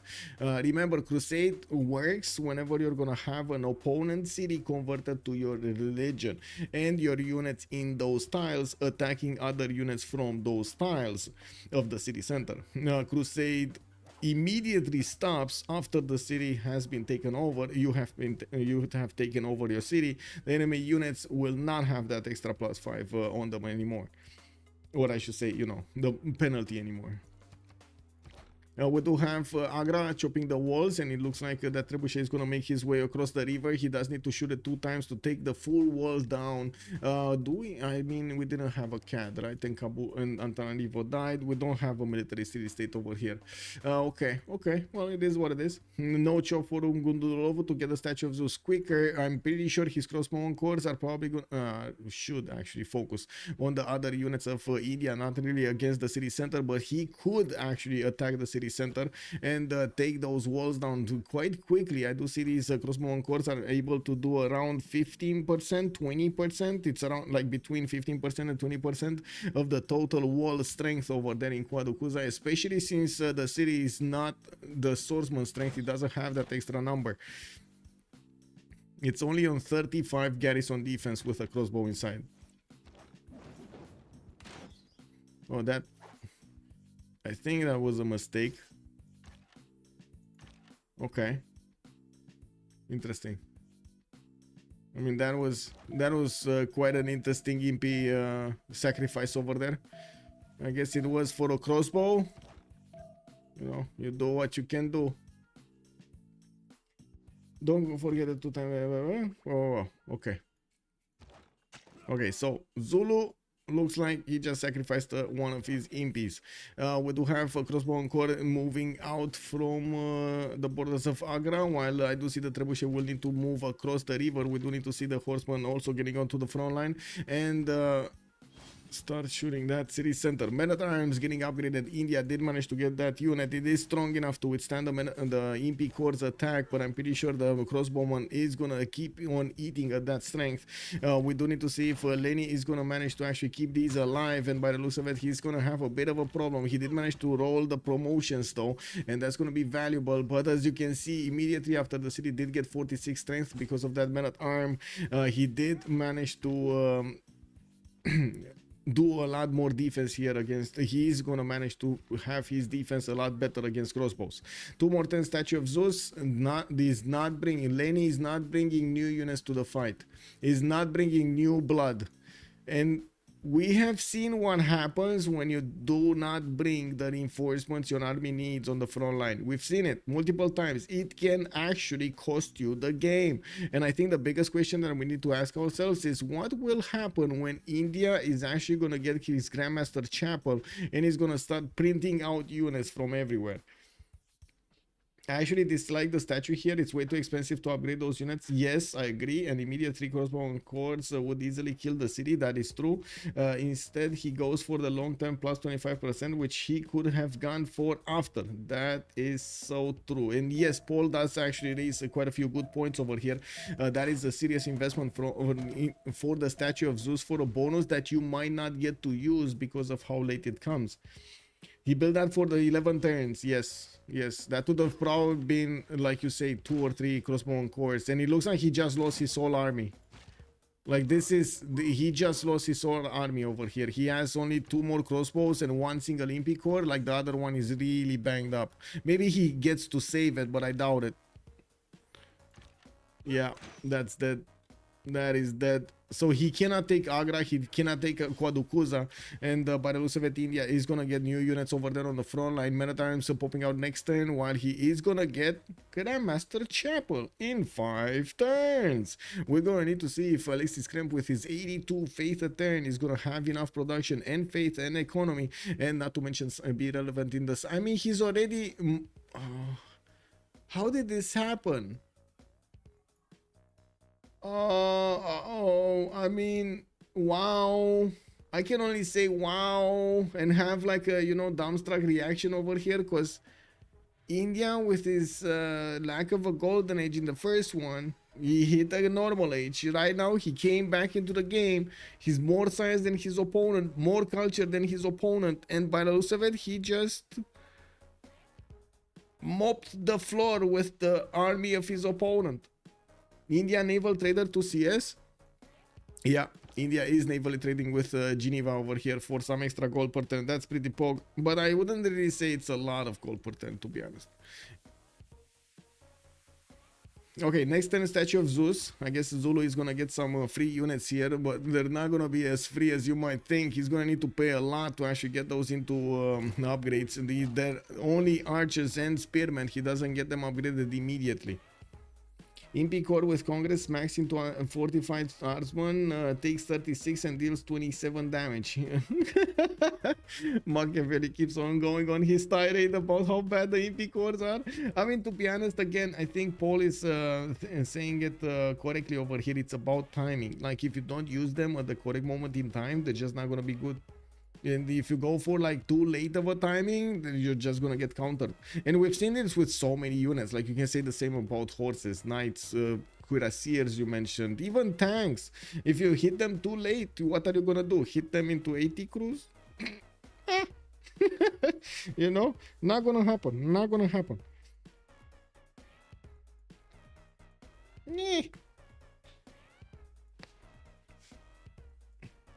Asta ești tu cum mintiți. Okay. We do have more impi cores. Barracks is coming around. Looks like there still is an Indian missionary that is trying to convert the city of Norwengu here towards the west side, but there is a scout there. I'm pretty sure he is not going to be allowed to do so. Lenny is on the buttons over there and is able to actually counter. It does seem like Alexis Krempp is going to have 4 more turns to actually bank up on that faith. He's on a ooh, baby, he's on 1,079. He kept on banking on that faith per turn. Do you know what's gonna happen? Sean, can someone explain how Alexis caught up so much? He built campuses, basically. He caught up on the science, and he got the pen, brush, and voice with the culture, and he spent a lot on his military to go and attack Zulu that was not really spending that much on his military, and he caught him by surprise. He got a city back from him, slowed down Zulu, forced him to make a military focus on his army, and then poof, he went ahead of him. Impi cores take out opponents. Oh yeah, Freitos versus Dishak. There we go. 15 second, 2024. Boom, boom, boom, boom. Tanta Alex 2005 comes in for the rescue. There we go, Machiavelli. There we go. You got the proof right there. Irrefutable proof. The EP cores are strong. Okay, we got more EP cores coming out from Lenny. He's gonna need to fight off these many times, coupled with the Indian crossbows, and I'm pretty sure Alexis Krempp is gonna start buying out quite a few units here with his Faith per 10. Printing coming up in 5. We did have Zulu finishing up his intelligence agency, so he did put a spy somewhere in the cities of India. We don't know what yet where, but we're gonna see him pop over here in the cities of India and start to do his missions. While we do have half of this era, we do need to see what they're gonna go for next one. I'm pretty sure in this era Lenny is gonna have a good time with his imp cores, benefiting from with an extra +5. He's also gonna have a bit of a skewed vision over what the next era will hold if he keeps on defending himself with a lot of imp cores. We do need to see if India is gonna get to a technology that would allow him to actually push much cleaner against Zulu, and would also allow him to get the victory here. We do have another city getting settled to the north. That's Srinagar. That puts actually India with more cities right now than Zulu. He's on 246 cities, while Zulu is on 245 cities. Yeah, he is one more city than Zulu. And you can imagine he still did not get a single tile from the Chocolate Hills, nor did he settle a non-freshwater city here. I know at least 3 players that would have actually settled non-freshwater directly on the Chocolate Hills. Can I get a head count in chat, both YouTube and on Twitch? Do you consider settling the Chocolate Hills non-freshwater? Yes or no? That's it. Yes or no? Good evening, Heinig Dave. Hello there, sir, and welcome. Yep, and you can step on the Chocolate Hills. Exactly. Curtis Love. Hello there, sir, and good evening. Yeah, I mean, it's not only me, right? I was thinking. But I gotta say, Zulu did amazing to actually have those units right at the correct moment in time so they can push back Chandragupta back to his territory. Woohoo! Yeah, we got a lot of yeses here. A lot of yeses. Okay. Second expand. Exactly, like you need to get that quickly. Exactly, the sleepy henchman. Good evening, sir. Yes. You need to get that quickly, otherwise not gonna be as good. Papa, hello there, sir. Good evening, sir. I don't know, but everyone's saying yes. Yes, Sasu. I mean, if it's yes, it's yes. You know, we. That's it. Okay, we got builders coming around from India, and yes, he's gonna get to improve his land very quickly here. We do have him still needing to get his units out. He's panning the numbers on the barracks, and I do notice he did manage to get to recruit another general. That's gonna be El Cid in the city of Quaducuza. We do have him finishing up his Grandmaster Chapel in 2 turns, and he did spend a lot of faith on something. Wait, that's a lot of faith. Now, he got Marco Polo. Oh my God, he's gonna have the economy, the production, the faith to actually output as many units as he wants. Check this out. That's what he spent his faith on. I mean, that's totally worth it. Not gonna lie, that is worth it. Isn't that worth it? I think Marco Polo is worth it. Like, it definitely worth to spend like 3 or 4 nights worth of faith. It's if it's no fresh and I have a breathtaking tile for max housing, yes. Would you add a preserve to the Chocolate Hills? That's a harder question, D. Beasley. That is a harder question, sir. Băi, ce le facem noi aici? Well, builders. Alexis Krempp checking out the scenery over here between the mountains. He's gonna expose that many times to a crossbowman core, which is not good. You don't want to give the promotion. Zulu is on the offense again against the level 2 crossbow here from the cities of Quaducuza. That doesn't have the +10 garrison promotion, but it does have the +5 and the +7. And it does seem like these MP cores will be quite strong this time around. They will have with them a battery ram. They actually are coming prepared this time to go against their opponents. We're going to need to see if Alexis is going to quickly buy out units next time. He definitely has the faith, and as you can see, he is going to get spied on by his opponent in the city of Madurai. I'm pretty sure India is going to need to hard build a spy of his own so he can counter that extra diplomatic visibility that Zulu is benefiting from in a few seconds. I also want to say Zulu's time is kind of running out, especially with science available for India to actually benefit from in the next part of the game. He's also having a good good amount of culture right now. I'm pretty sure if he's gonna take a look at the economy and he's gonna see the production of Chandragupta being much higher than him, he's gonna have a problem, a big problem. 94 production right now from Lenny. Alexis is 87, but he does have the 87 faith attempt to also convert into production. The second he gets his Grandmaster Chapel, that's gonna be next turn. Next turn, he's gonna start converting that extra faith per turn. So a massive boost of potential production available for India from next turn. I think Alexis has the right idea. It depends on the tiles.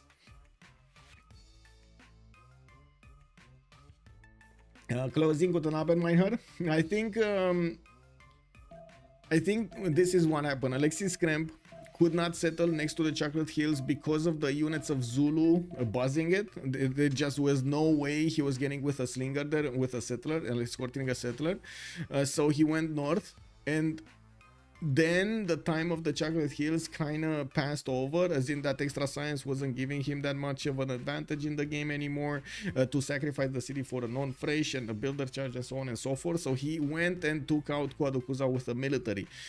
I'm actually surprised, very surprised, he chose to settle Srinagar to the north, and I would actually really want to ask why did he settle this city here instead of sending it the 6th city of his or 5th city of his on the Chocolate Hills directly and getting that. I mean, that's an extra plus for science. Like right now, that's like what, 5%? That's pretty good. That's pretty good. Could you have picked a worse example than Zulu ganking a player that was Irel worrying for the entire game, unlike Zulu himself?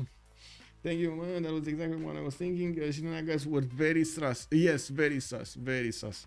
I think he just went for the faster city rather than micromanaging. I think he's going for like a certain strategy here, and I would imagine the Grandmaster Chapel is going to be the one deciding here, or at least that's my hope, to actually see a big army coming out from Chandragupta as quickly as possible. I do notice he did spend quite a bit of faith here, and I do notice he did manage to get some men-at-arms on the west side.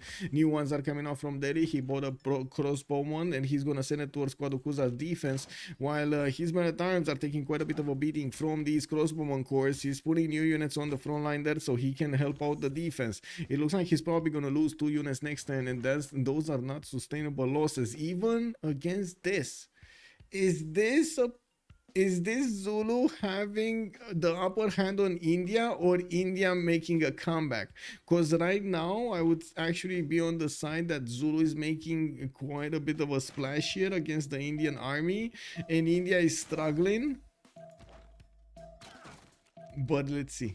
There are some last moves happening, and it looks like he lost one of his MP cores. India is taking a lot of damage on the men-at-arms, and as you can see, he did go forward and took out another one of the Zulu units. A crossbowman corps this time around. Sacrificed that men-at-arm for the good of the military.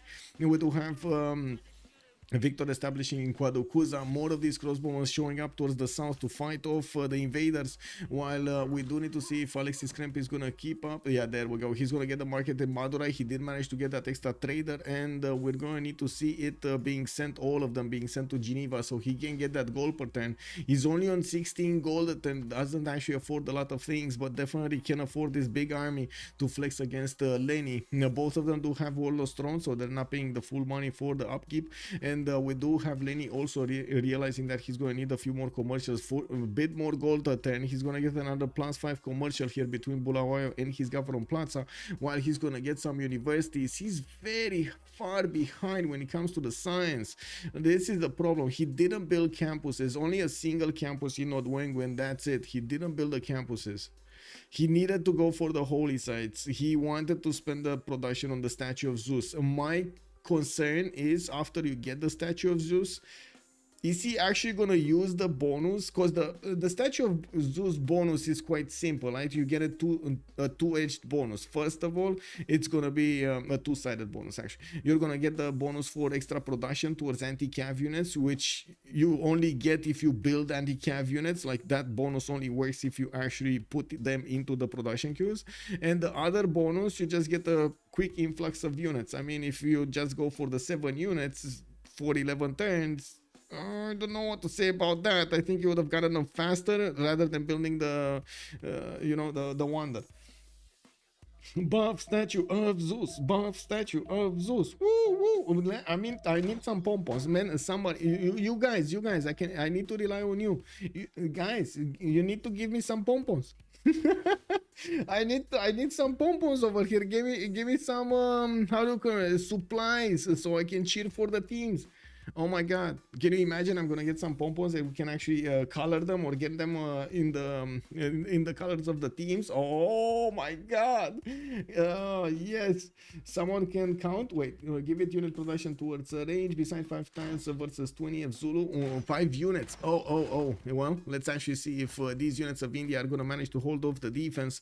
Zulu is building some more units and he's getting new catapult cores. He's bringing more crossbowman cores, and we do have him getting quite close up and personal with the city of Kwadukuza. Does seem like he's doing the damage, but to be honest, it does also seem like Alexis is bringing quite a few units to the party here. It looks like the volcano kind of settled down. This is troubling. The volcano is not considering this action worthy of his presence. What?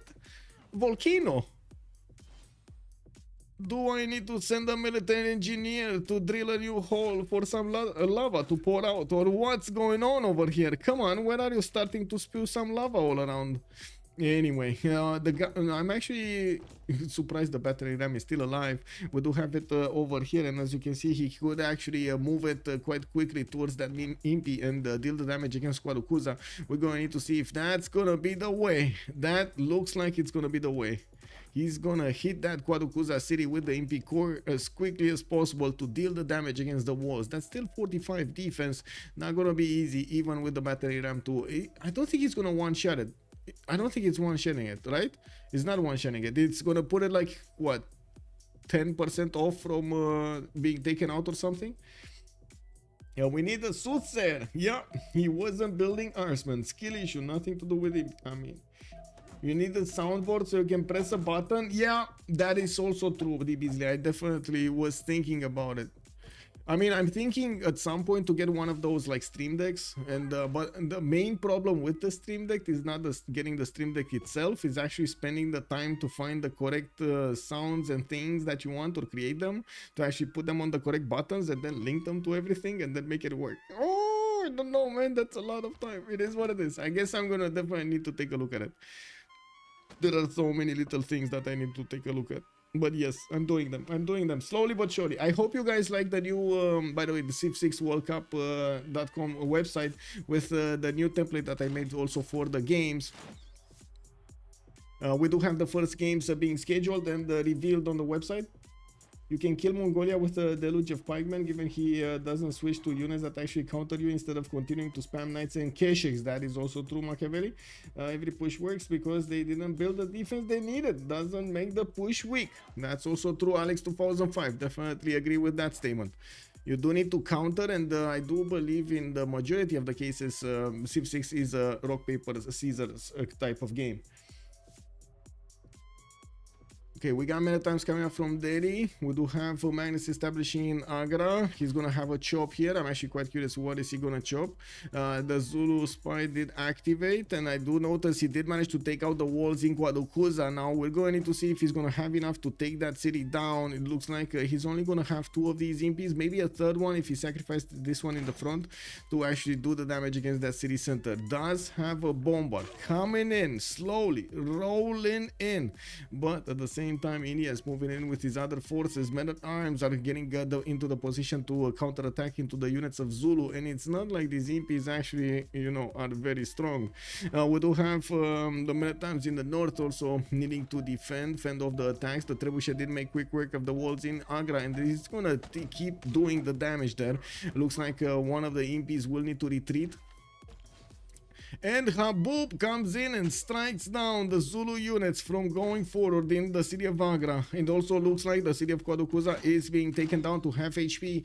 We do have a lot of Indian units giving their lives to help out the defense against that pesky Zulu army. It does look like the bombards are going to need to get into position, and the MP corps are going to need to promote themselves to get some more health back. The catapults are also making their way, but again, Lenny just remained without units exactly when he needed. I think we see a pattern. Like Lenny remained without units exactly when he needed them. I wonder why. Maybe he didn't want to get them in the first place. I did it myself multiple times. Besides, used such a game as proof of your point. Go watch it yourself. Oh my god, man. Anyway, we got more traders coming up from India. He did finish that market over there in the north, and I do see there are 5 more turns until the next World Congress. In the era score screen, Alexis Krempp is 2 points out from getting his golden age, which is gonna matter quite a bit. On the next one, it's either gonna be Reform the Coinage, probably Drums of War on the third one, or maybe a Monumentality. I doubt that Alexis Krempp is gonna want to spend any bit of faith on the builders or settlers, but I'm pretty sure he's gonna want to keep on spending them on the units. And on that note, I'm pretty sure he's also going to want to get more production towards those units.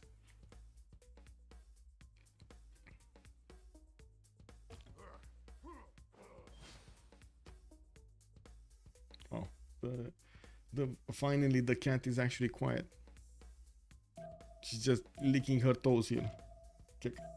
You're the one that made the point that imps are weak. Back over here in the first place, you never make good. Come on, guys, come on. Okay, I mean, we do see the imps. They're actually not that bad. Come on, they're not that bad. They're not that bad. Okay, they're actually they might actually take down a city here. Check this out. No, never mind. Check double. Anyway, we do have Alexis Krempp trying to push out, trying to get next to the bombards, trying to get into Zulu's next series. Păi, ce faci, mă? Dai, mă.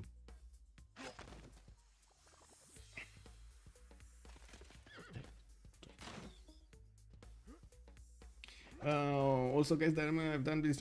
Okay, so Quadokuza has been taken down. Machiavelli, are you convinced? We do have imps taking back their own city.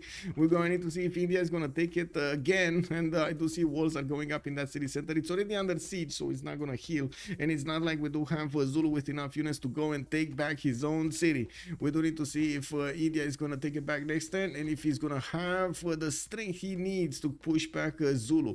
While Zulu is going to get his printing up next turn, we do have him with a serious problem. The science per turn is just not giving him the advantages he wanted to actually push seriously against India with a stronger unit. This disadvantage that Alexis Krempp is slowly building, or advantage on his side, it's gonna give him the access to a higher technology, and he might actually use that technology to take out his opponent. One of the advantages of Zulu is that early core ability and the early army ability. He might actually get there way faster than Alexis Krempp get to his higher technology. We do need to see what's gonna happen there. Okay, I think the cat is going to sleep. Now you're just salty. I see a city fell. A city did fell. It did fall. It did fall. Look at that. It's still here. Quadokuza, man. Quadokuza. Oh, it's not gonna be there for long. It's just not gonna be there for long. I mean, yeah. Big duel. Let's see. Settle it on the battlefield. Yes. Settle the score on the battlefield. Oh my god. Anyway, now we do have India pushing out, and it looks like Zulu did lose again the city of Quadokuza and that Impi core that was defending it. While I do notice India is going to start positioning his units, he does need to stabilize the defense over here. He chopped everything, even the spy style, so he can get that back. We do have the trebuchet taken out from the north, from the city of Agra. There is a bombard with another catapult here that could keep on attacking against the city of India. Not doing so right now. And I just noticed, by the way, this city, oh my god, this city actually had a hill here. For all of this time I thought that is actually a flat tile, because there wasn't something on it that I don't know. In my mind it was a flat tile. I don't know why. Anyway, we do have India, yeah, sending more of these traders on the water towards Geneva. More militaries coming in. Another campus, another wave of campuses from Agra and from Srinagar. While it does seem like on Zulu's side, we do have him actually lowered in science with 36 over the 40 he had before. He does have natural philosophy, working on urban planning. It's not like he's gonna be having it easy. And on the other side, we do have Alexis Krempp working. There we go, about the same thing, except of the production card. He does want the oligarchic legacy for its extra +4, and of course he does have words of religion. That's something that I don't think Zulu has. Yeah, Zulu doesn't have words of religion. He doesn't even have it as a card. He needs to get the Reformed Church for it, and he didn't go for it. Okay, so that's probably the reason that India... Just a second, let me get some water. Oh, wait, I got coffee. Woohoo!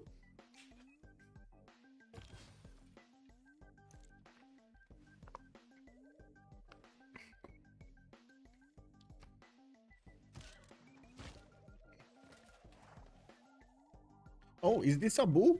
Abu showing up for India. Who did manage to get Hypatia? Did anybody? No, nobody got Hypatia. We did have only Zankian and Marco Polo picked up here as merchants. And I do see a lot of generals, like a lot of generals have been picked up. They already got to Gustavus Adolphus as a general. Wow. Okay, so Impi is gonna keep on attacking. I do have to say this is probably last 2 turns that he's gonna get the extra +5 on these Impis, and the second he's gonna lose the extra +5 on these Impi cores, the Indian units are gonna be so much more stronger against the Impis, even strong enough to push back probably the Impis of Zulu. In the technology screen, Lenny is going to go for stirrups in 2 turns, while Alexis Krempp is going to discover his military engineering in 2 turns, allowing him in 3 turns to actually get a Niter here and probably Musket Men, even though I kind of doubt that is his plan to just get Musket Man and slap his opponents. It looks like also, even if Chandragupta did manage to get the extra gold pattern from those trade routes, he's not as much gold pattern as you would think. He's only on 17 gold a turn here, but that also allows him to not use, for example, the -1 card in the military policies, and allows him to use the words of religion for a lot more damage being done against his opponent. So again, he's just moving the resources around so he gets the best benefits with the balance, the new balance. Alex, not Alexis. Yeah, Alexis isn't trying to prove anything. He's just playing his game. No one can look at the bonuses and say, okay, they are objectively strong. So we settled it on. Probably a worse player than you anyways. Okay. Oh, wait, he might actually take Warukuza again. Bam, bam, bam, bam, bam. No, just wasn't quick on the moves. And it does seem like India is going to push out with the units to try to stop the Zulu attack, while these knights are not going to be strong at all against these Impis. As you can see, the damage even across the river is catastrophic. 82 against the 68 of the knight. We do have the catapults of Lenny also trying to get 2 inch forward next to Kwadukuza, while the new Impis are trying to make a foothold over there in the offense against India.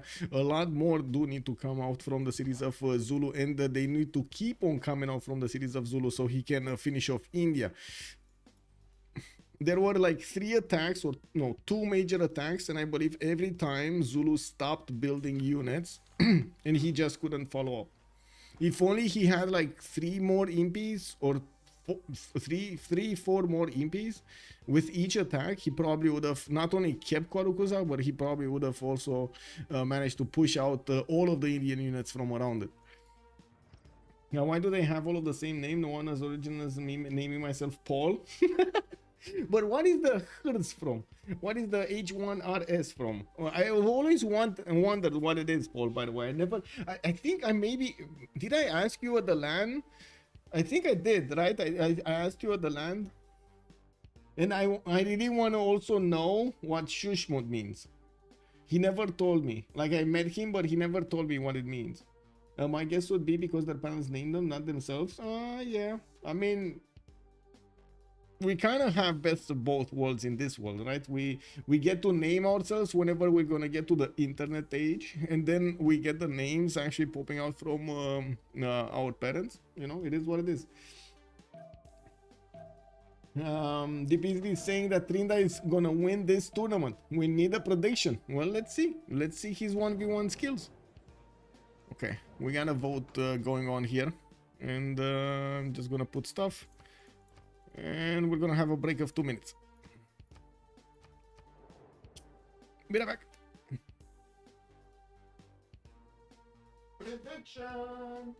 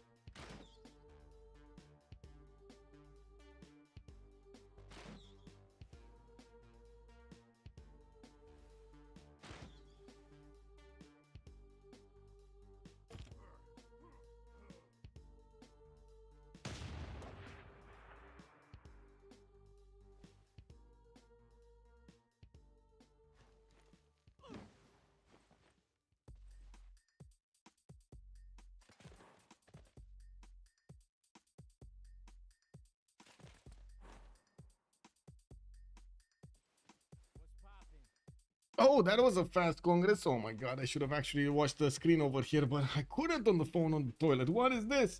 He's German, I think. Do you see the tournament bracket? That's a good question, Sean. Then I actually have to ask Alexis when do I see the tournament bracket. Because right now we only have like some results somewhere here and there, but not. I cannot see the actual bracket. I didn't find a link to the actual bracket. I did not talk about it on the score show today, but definitely next week we're gonna need to catch up to this. I just dedicated the score show to the CWC because you know it's just starting and we got a lot of new stuff over there.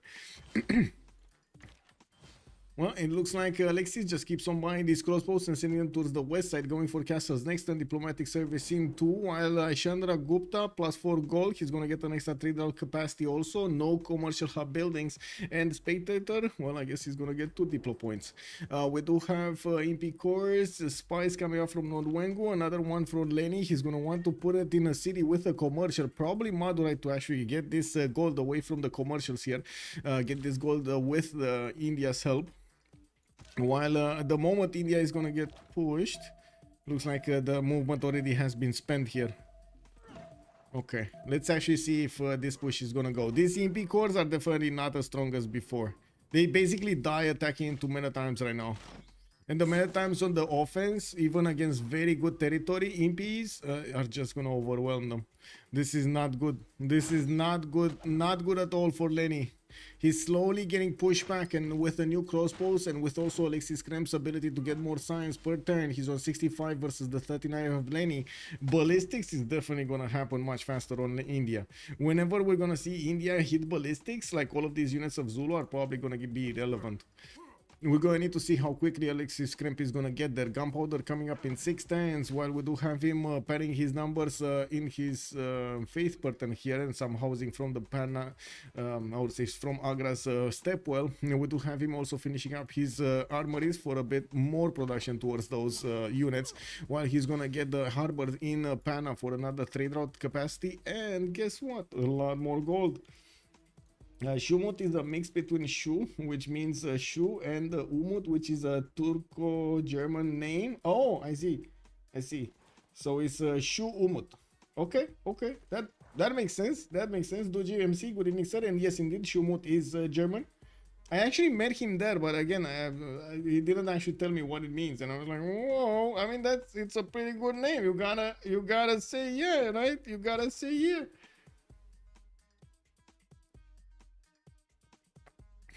Wait, whoa. Vlad K is making a big announcement here. The next turn will actually hold a GG. Sir, do you have extra information that we do not know? What are you smelling that we do not smell? We need to know, Vlad. What do you know? Well, we do have a few more seconds to go, and as you can see, Lenny's attack on Quaducuza has stalled out. We do need to see if Lenny is gonna actually keep on banging, and he is gonna keep on banging. That's gonna make his EMP cores much lower in strength whenever they're gonna get on the defense, and these men-at-arms are just gonna be one step away from crossing that river. We do have an EMP core that is gonna be... Uh-oh, it's not gonna be taken out. What? Oh, it is gonna be taken out. Or it's not. Never mind. Okay, so this one is dead. This one should be dead, right? I was thinking he's gonna attack it with the crossbow core and then put his lights out with men at arm. But then I saw that India doesn't actually have more replacement units here. He spent a lot of faith on these crossbows, and he is trying to protect his cities with them. We do have the MPs actually taking significant damage from these, but he still needs something like men at arms to protect his city centers and also attack back into the MP cores, taking their position, holding off an upcoming attack. In 7 turns after Musketmen appear, you think after Musketmen appear, hey, stop pushing buttons, stop pushing buttons. The keyboard is not for you, not for fun. Yes, not for fun. She doesn't know. Yes, sir? Done? Imagine if I teach Athena to play Civ. Imagine if I... Yeah, exactly, a kitty shot. Imagine if I teach Athena to play Civ. Eh? Așa faci? Ești tu? Stepwell is so good. Yes, Stepwell is amazing. Stepwell is amazing. This city is non-fresh, by the way. Agra is non-fresh. I just realized that he's getting all of that housing from the Stepwells, and yes, that's actually a pretty good remark over here. We do see also Zulu started to get a few more missionaries repairing his intelligence agency. He probably got flooded over here in the city of Bulawayo and lost it.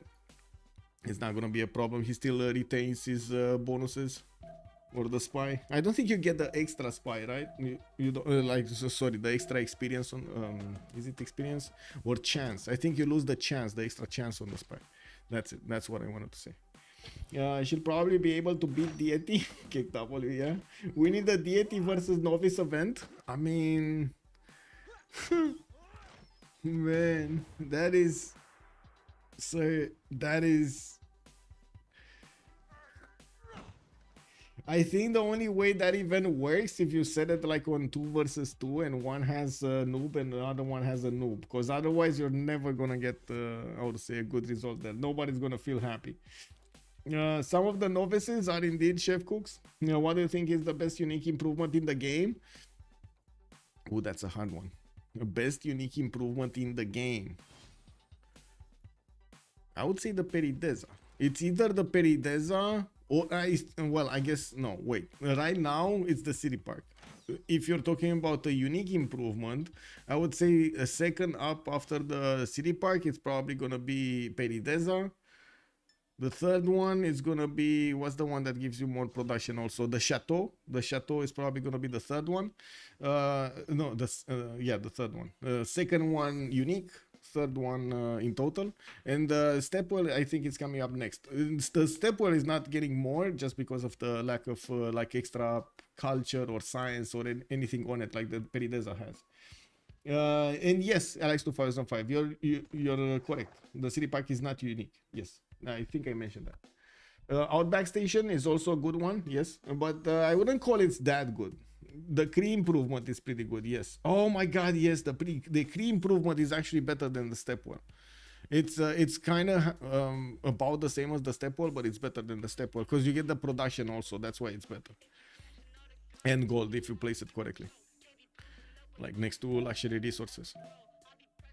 Okay, so Quaducuza's walls are back online. We do have Zulu with the ability to move forward and deal another wave of damage with the battery ram, but it doesn't look like he's inching forward here. The Indian troops have gathered next to Agra to help defend, and it looks like another one of those attacks is going to happen. We do have the EP core actually getting to attack into the night and taking it out entirely, while I'm pretty sure that EP core is going to also sacrifice his life for this. We're going to need to see what is he going to do here in the next few moments when the units will need to choose a target. You see this? You go? You go? Okay, she goes. she wants stuff that crumbles and makes noises. You know, it is what it is.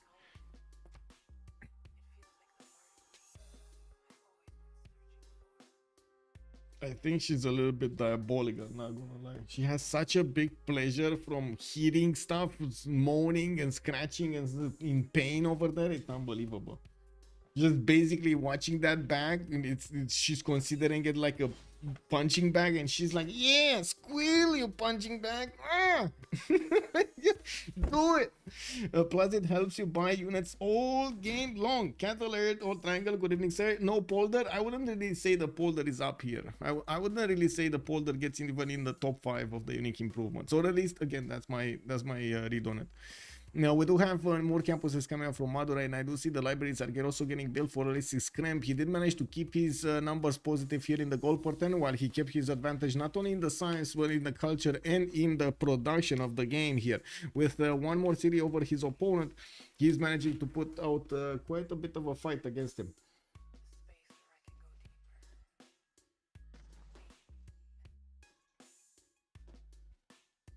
Oh my god, she's gonna drill a hole in the chair. 1 second. One second.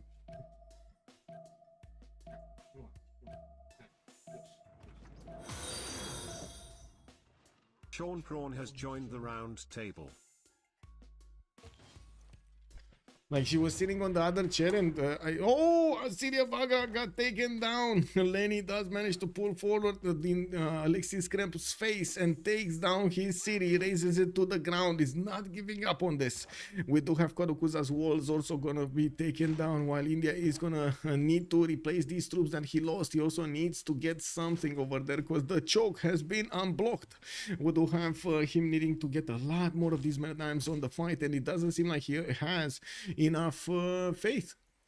It's not enough faith. 236 faith in the bank right now. Alexis is also 105 per 10. Lost quite a bit of faith per 10 from those staples over there in the city center. While he's gonna get universities here from Delhi, he does get more science. Jacob, hello there, sir. Nubian pyramid is best, I think. It's low-key the main feature of Nubia. Yeah, you're not wrong. You're not wrong about the Nubian pyramids being strong. What I have against the Nubian pyramids is they usually tend to mix all of your, like, to change, I should say, change all of your sim on how to say, on your civilization, and the quality of the pyramid depends of the districts that you get to place next to them. So it doesn't give you the bonus immediately like the Peridesas will do, like for example the Mickey Waps or the Stepwells even, or something else, or the Outbacks. It tends to give you the bonuses a lot later. Didn't someone say Impi are weak? Yeah, they did. Yeah, Alexis deserved that greedy. Kept building buildings instead of units. I mean, you're not wrong. You did need to get a lot more units there. Zulu is strong. Zulu is definitely strong. He's pushing in without those bonuses into Kwadukuza. He will want to get his city back. That's if he is gonna be successful over here, he's gonna manage to get to push India into being only on 4 cities, and we do need to see if he's gonna keep going. We do have quite a few units coming in. Kwadukuza has been taken back this time around. That city is not being put under siege, and as you can see, Zulu is moving forward with his other units trying to do the damage against whatever India will put up next. Now we do have India with the ability to take back the city if he wants to. He has 2 many times. No, this one actually attacked. This one only 1. No, he has another one here. Okay, there's another maritime here. Okay. However, the end result of VP Congress was 0 cities taken. Yes, I mean, wait, he did take back Kwadukuza for a turn. Does that count? Does that count, chat? Good that he got them now, though. Yeah, I swear you just want to anger me. Despite knowing I'm right, I will just stop reading chat. Don't try to anger you, Machiavelli. We're just trying to tell you that there are cases in which impies are definitely strong, and there are cases in which impies are definitely weak. So we're giving you basically the confirmation, but we're waiting for you to confirm that the impies in some cases are also strong. That's it. I think that's the only thing that chat wants, or at least the ones that did the pitch in onto this subject.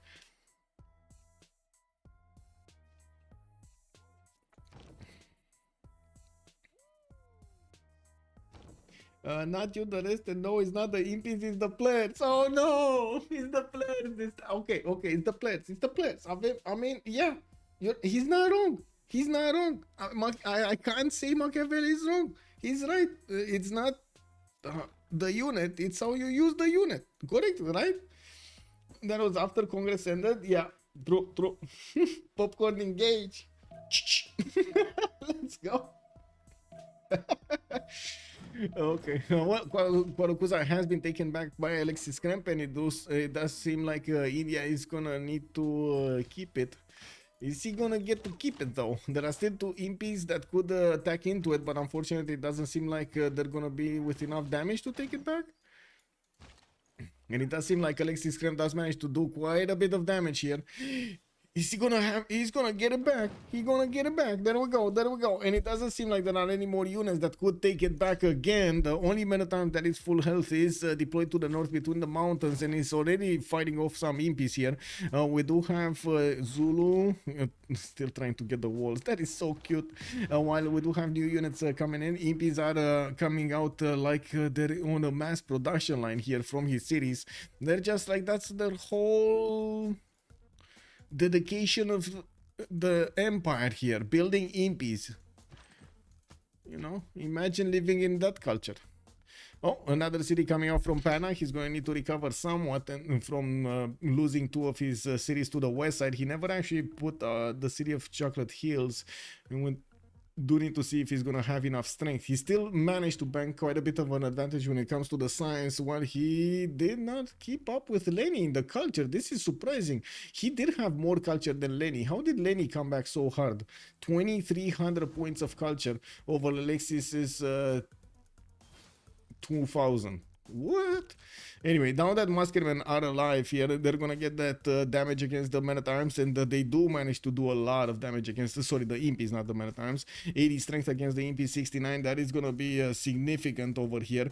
We do need to see if Alexis Krempp is gonna have enough of them, because that's also a problem, right? Enough of them. You need to have enough of them.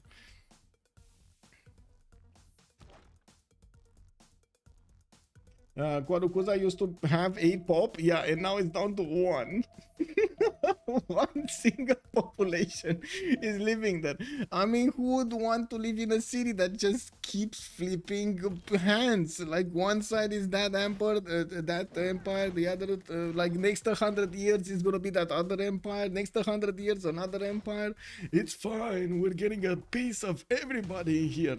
It's all good. We are working on a big project. It's called multicultural exchanges. Okay, double. Yeah, building a paradise. I agree they are better. Wait, MP spam is so strong. Cheap units that are decently strong just need to be close to your opponent. That is, yeah, that is a prerequisite, being close to your opponent. Yes. They're kind of slow. I would say very slow. Looking at the gold pattern here, it looks like Lenny doesn't have money to upgrade, but he still does have a significant amount that he could use to keep on printing units here. Unfortunately, India has been tearing apart his army, and it doesn't look like the replacements are gonna help him get enough numbers over India that he could actually overwhelm him.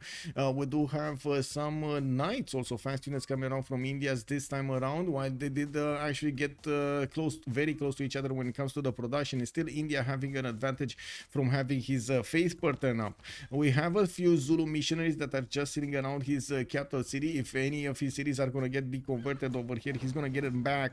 And it looks like Zulu just got a free core by taking back his own city. Can you imagine that?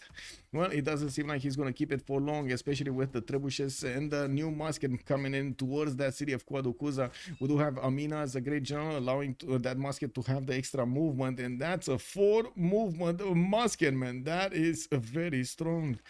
We do need to see more units, though. A lot more units. Because right now, it does look like Zulu, I think he learned from the lessons from back before, and he just is getting MP cores. That's it.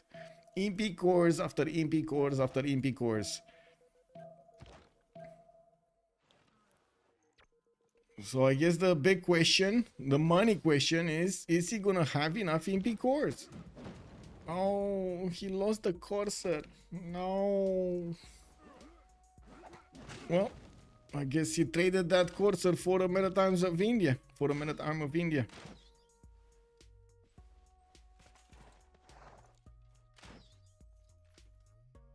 Time to raise the city. He can't. He can't raise the city. Right? It's only India that can raise that city. You're saying that, but so many territories have changed hands more times in 100 years. Yeah, you're not wrong. Just have a foot in every door, work for whoever rules the city, and you're fine. Blowing nose. Yeah, that's basically saying you put your finger in every pie you get, man. You never know when the pie gets what's the word in English for turning bad, when a pie turns bad? Right?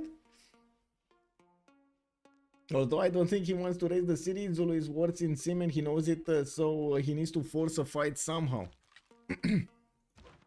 Yeah.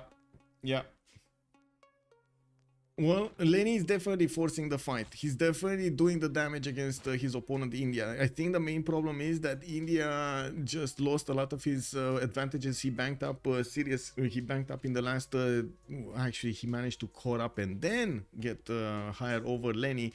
But it doesn't look like it gave him that big of an advantage to actually take out the Zulu nation. We're going to need to see what they're going to do up next, but it does look like it's quite a mud fight. At 1089, we do have right now 5 cities battling 4 cities.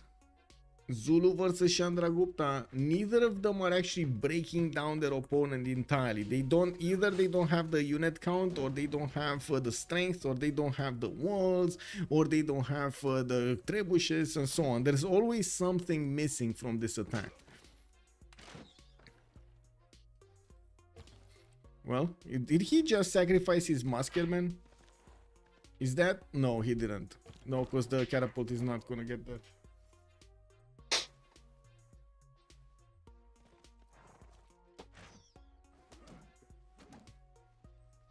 Anyway, India pushing in through the north. Looks like Zulu is going to be on the buttons there and going to help him defend this with his new imps and crossbow on cores, managing to do the damage against India. Again, India is deploying those units and it doesn't seem like he's going to manage to win the fight. Even if he's trading them against his opponent, it's still going to be Zulu that at the end of the day is going to remain alive on that northern battlefield.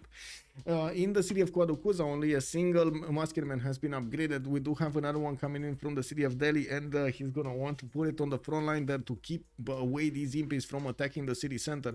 We do need to see if this is gonna give him enough tempo to also push back. Alexis Krempp does need quite a few turns, like what, 3 turns to buy one of these muskets, because he's only on 116 faith a turn. We do have him finishing up a harbor. He is buying some trebuchets also to help him deal the damage against walls. And it looks like his plan is to keep on pushing against his opponent. If he keeps on buying these trebuchets, that's only one ticket away towards Zulu. Hello, Headbone. Good evening, sir. I'm the only one citizen of Quadukuza. 10 generations of my ancestors died in an infinite war. I demand both players failed us and lost the game. Stop them now. Yeah, exactly. Oh my god.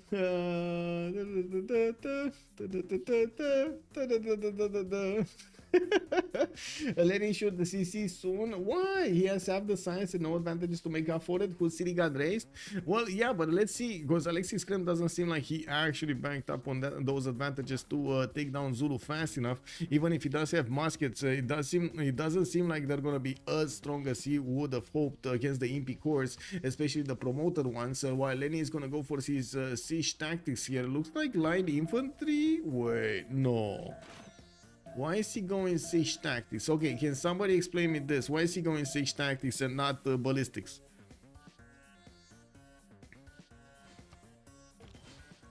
I'm pretty sure he doesn't want calves or line infantry. Like, neither of those make sense here.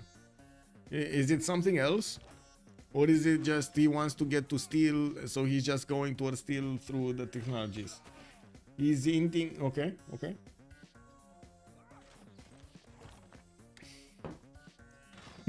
I just started the protest on my campus, support Quadukuza. Woohoo! Woohoo! Whose city got raised? Iron Glass, it was Chandragupta. Chandragupta is the only one that lost the city by being raised, but he did manage to take over the city of Kwadukuza of Zulu early on, actually. And then he lost it, he got it again, he lost it, he got it again, he lost it, he got it again. And right now we are in the he got it again phase. We're going to need to see if he keeps on building up this army and has enough strength to push back Zulu here, especially right now with so many promotions on the crossbows. These are going to do the necessary damage he needs against his opponent. He definitely needs a lot more muskets to keep on pushing against his opponent. These will do the damage against Zulu.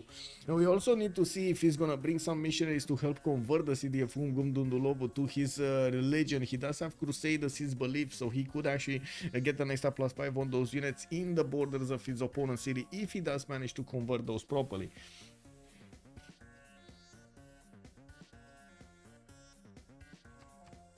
Also, I got the only thing that I gotta say is usually it's good to speak your mind in an organized fashion.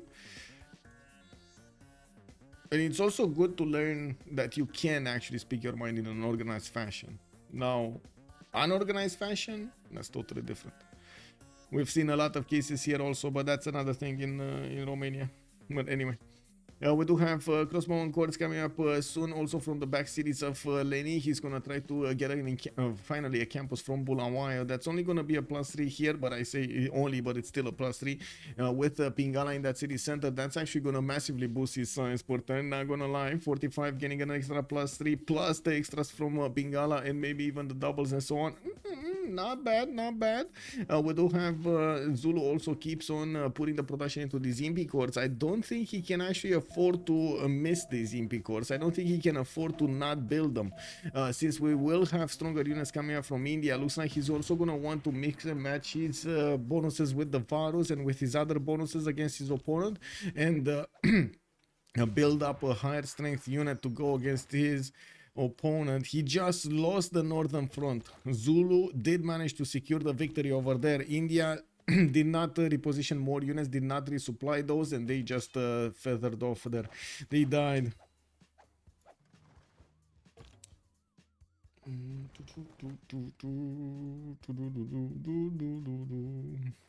University Srinagar, Madurai universities. Okay, more science. Uh-oh. What's this scout doing here?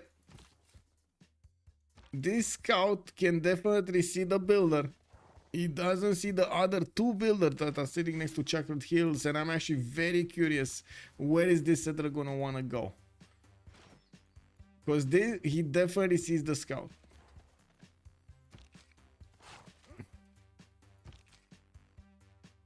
Oh man, these knights. I think the knights are actually dedicated to the crossbows, right? He's gonna want to take out the crossbows with the knights because they're fast, they're maneuverable, they can get behind enemy lines, flank them, and then the impies are gonna be taken out by the musketmen corps. Oh my god, guys, this is 98 strength unit.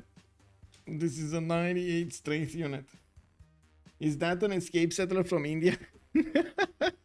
Whoa, Lenny, he just got into the builders over here. He got in the chicken coop, but he also got very close up and personal with the Varu, and I don't think the Varu really likes to have cats next to him. I do believe he's well, okay, big question. What wins, an elephant or a cat? Does anybody know? What wins, or who wins between an elephant and a cat? I would say the cat. Do you think the elephant escapes settler in 1v1? Big brain. Yes. I mean, you know, you still gotta settle more cities. You know, it is what it is. You settle more cities. You know how it was in StarCraft that you wanted to stay alive just somewhere in a corner to annoy your opponent with like just one building somewhere? Is it hand-to-hand combat? It's every paw and trunk for himself. MMLee, hello there, ma'am, and welcome. How are you doing tonight? Bom dia, bom dia. We do have India still needing to move his army towards his opponent, while I do notice his level 2 crossbows are taking chunks of health from the Impy cores. His Muskemen core are definitely the ones pushing in. We do have Ungunduluvu defended by walls, not for long. We definitely need to see a lot more units showing up, and of course with the Trebuchet cores, or the Trebuchets actually, he's gonna deal the damage against those walls. Alexis Krempp is also going to be 6 turns away from ballistics. That's going to be the moment he's going to get to upgrade his crossbows into field cannons, while Lenny is quite further apart with gunpowder coming up in 2 turns. If only he would have beelined ballistics over here to get the field cannons. There is a lot of gold banked up on Alexis Krempp's side, 368 gold in the bank that will allow him to upgrade all of his crossbows into field cannons with a double cost card, and I'm pretty sure with a half cost card. I'm pretty sure he's going to want to do that. He just needs to be careful in the next turns, in the next 5 to 6 turns. He's not losing units and he's keeping these crossbows alive. If you say lions are cats, then are some clans in Africa who are hunting elephants? I mean, if they're completing in tree climbing, the cat in deadlift the elephant, I would say the cat still wins in probably most cases. I would really see a cat tearing apart an elephant.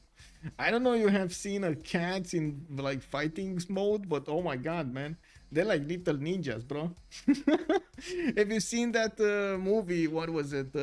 Cats and Dogs, right? Cats and Dogs, and they were those like 3 ninja cats, or was it just 1 ninja cat? I remember 3, but maybe there was only 1. Anyway, and those ones that were dressed up all in black suits and so on and so forth. They had like little spy eyes and so on. Oh my god, yeah. Yeah, cats have fast reaction times, but the size difference makes an elephant impossible. I see. So size does matter. Okay, we got Terracotta Army coming up in 8 here from Delhi. I do have to point out there was a spy deployed in Ungunduluvu quite a bit of time ago that equals out the intelligence between them. We do have also Lenny managing to get to 51 science. That's a big number. Taking into account that he only had 1 single campus popping out. Now we do have him also getting a few more crossbowman cores, but unfortunately 4 turns to get a single crossbow. When he needs them now, it's not gonna be good. And as you can see, Alexis Krempp is now trying to take care of his units over here, bringing them back in his borders, but moving away towards military science. Come back on the road, please. See the light. You really need ballistics. Now we do have him getting his Ikandas down, and of course I do notice he's also putting down something else. Oh, he's creating the bridges. KW. He's actually creating the bridges between this territory. Okay, so he did go for line infantries, and these are going to be tough as nails over here. They're going to go against the impies, and the impies are just not going to see what happened. We do have him just a few turns away from getting ballistics, and by the looks of it, 7 turns for Terracotta Army to finish with a military engineer coming out from Madurai. New line infantry coming out from Pana, while he keeps on pushing towards his opponent. I do want to mention he cannot actually buy units from the city of Kwadukuza, even with Grandmaster Chapel. There was a change done quite a bit of time ago, like a year and a half ago or something like that, that the Grandmaster Chapel ability is limited to only the cities that you would actually own or settle, or you actually settle. That's the problem, because we had cases in FFAs, in a lot of FFAs, when one single faith civ would actually go across the earth, across the land, and just take a city from his opponent and just keep on buying units against his opponent with that city. That's it. You just needed a foothold and then magically pump units. I don't mean to be rude or offensive, but I feel like Zulu. Sorry. Let me actually see, because I don't see the last word. Zulu city names just look like someone rolled their face across the keyboard.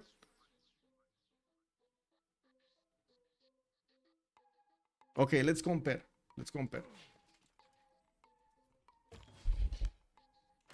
No, doesn't look like it, man. No, you wanna do it? I can do it the other time. Let me compare that strategy. Let me see. No, not this one either. No.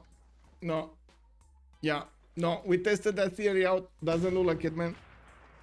This is feeling like a GG. We're gonna need to see, because it does seem like there's no answer for these line infantries, and without good enough time to actually get to ballistics for Zulu, I mean, it's gonna be a big problem. Big problem. Problemus maximus. Whoa, I actually got the thing back together. Anyway.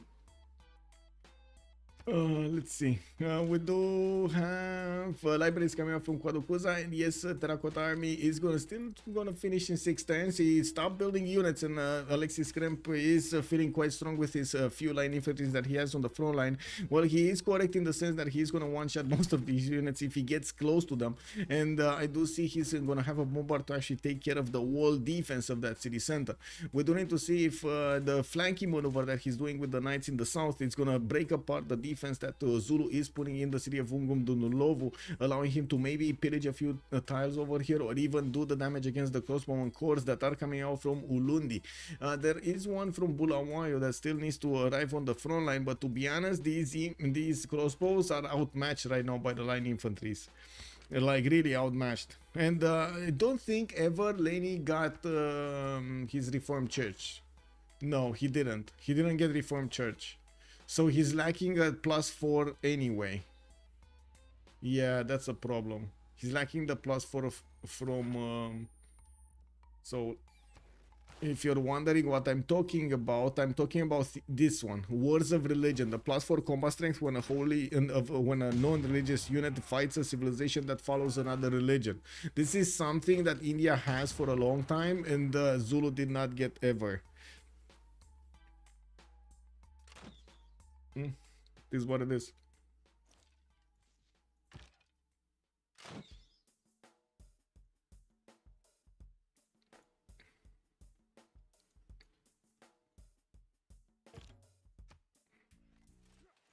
Okay. We got a cav coming off from India. This is gonna help him get that quickly into Zulu's territory, and of course that's why he's getting the heavy cavs in the south. Is trying to drag the defense of Zulu away to fend off this attack. While I do see he climbed back. What? He climbed back? Yeah, he wanted to get Abu. I see. Well, we do have this line infantry that is actually in a bit of pain over here. He doesn't have enough strength to actually heal up with the experience, and by the looks of it, he might actually just fall. He might just fall. This line infantry might just fall. Again, Alexis Krempp pushed before he turned his crossbows into field cannons, and I'm actually... I gotta say, I'm gonna be very sad if this push is not gonna go, because he did not want to wait another 4 turns to get the field cannons. He really needs the field cannons. He can't push without the field cannons. Like, even if these units are so strong, so much can be done against them. Like, you know, death from 1,000 needles can be done against them. It's not funny. Not funny. India doesn't have that card also. Please my previous request. What CS control and what governors did India take an upgrade? Okay, CS control is Alexis Krempp on both of them. What governors did India take? It's Moksha, Pingala. So Moksha for the culture, Pingala for that extra science. We got Victor over here in Delhi. That's probably for the how to say, extra level on units. Jabalpur did get settled. Still didn't get it next to Chocolate Hills, but he's plugging in Magnus. He's gonna want to chop as quickly as possible something from that. Looking at Alexis Krempp, he does. Machiavelli, he does have the card. Look at that, it's plugged in. I checked it earlier. I was like, did you see something that I didn't see? I'm pretty sure I checked this, and I was like, I didn't say anything until I actually opened up the screen. And poof, there it is. +4 combat strength. It's getting in, boys. It's time to party. Okay, let's see. What do we have? Alexis Krempp losing another one. No. He got it back. Promoted it. Okay, and he did almost do the walls of Dudulov over here with his bombard. One single bombard that died, lost its life attacking into that wall. But that might be just enough to allow the line infantry to do the damage. Yeah, it is just enough. So the second this line infantry is gonna be chosen to attack, he's gonna take out so much strength out of that city center. Yeah, I think this is kind of over now. Even if he's starting to want the impies and so on, this is they're getting outmatched.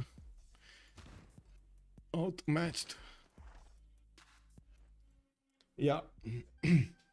Oh, I see. I watched the command modifiers and it wasn't there, so I assumed he didn't have it. I think, I mean, that might be my bad because I didn't keep the modifiers long enough. I need to actually let them like keep on switching and so on to actually get. It's like the third page. It's gonna be Walls of Religion. I'm sorry, I just didn't have patience. And that's a GG rider from Lenny. He tried everything that he could, and I gotta say this was an awesome comeback coming off from Alexis Krempp into this game. Chandra Gupta did miss his first golden age and could not benefit from the faith that he was making, generating from the holy sites he invested it in the first era. He did manage to get the other bonuses though for his religion. He went to feed the world and getting some gold from tithe from his city centers, allowing his economy to be positive, and did manage to take a city from Zulu with his army. We don't need to jump into the chats over here, and I do want to double check what's going on. Give me a second so I can put up everything on the screen, and be careful not to do bad stuff, because you know it happens. Bad stuff. Kick W.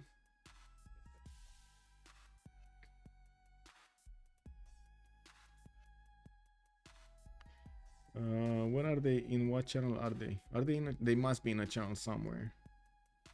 Oh. Bonsoir, monsieur. GG, well played.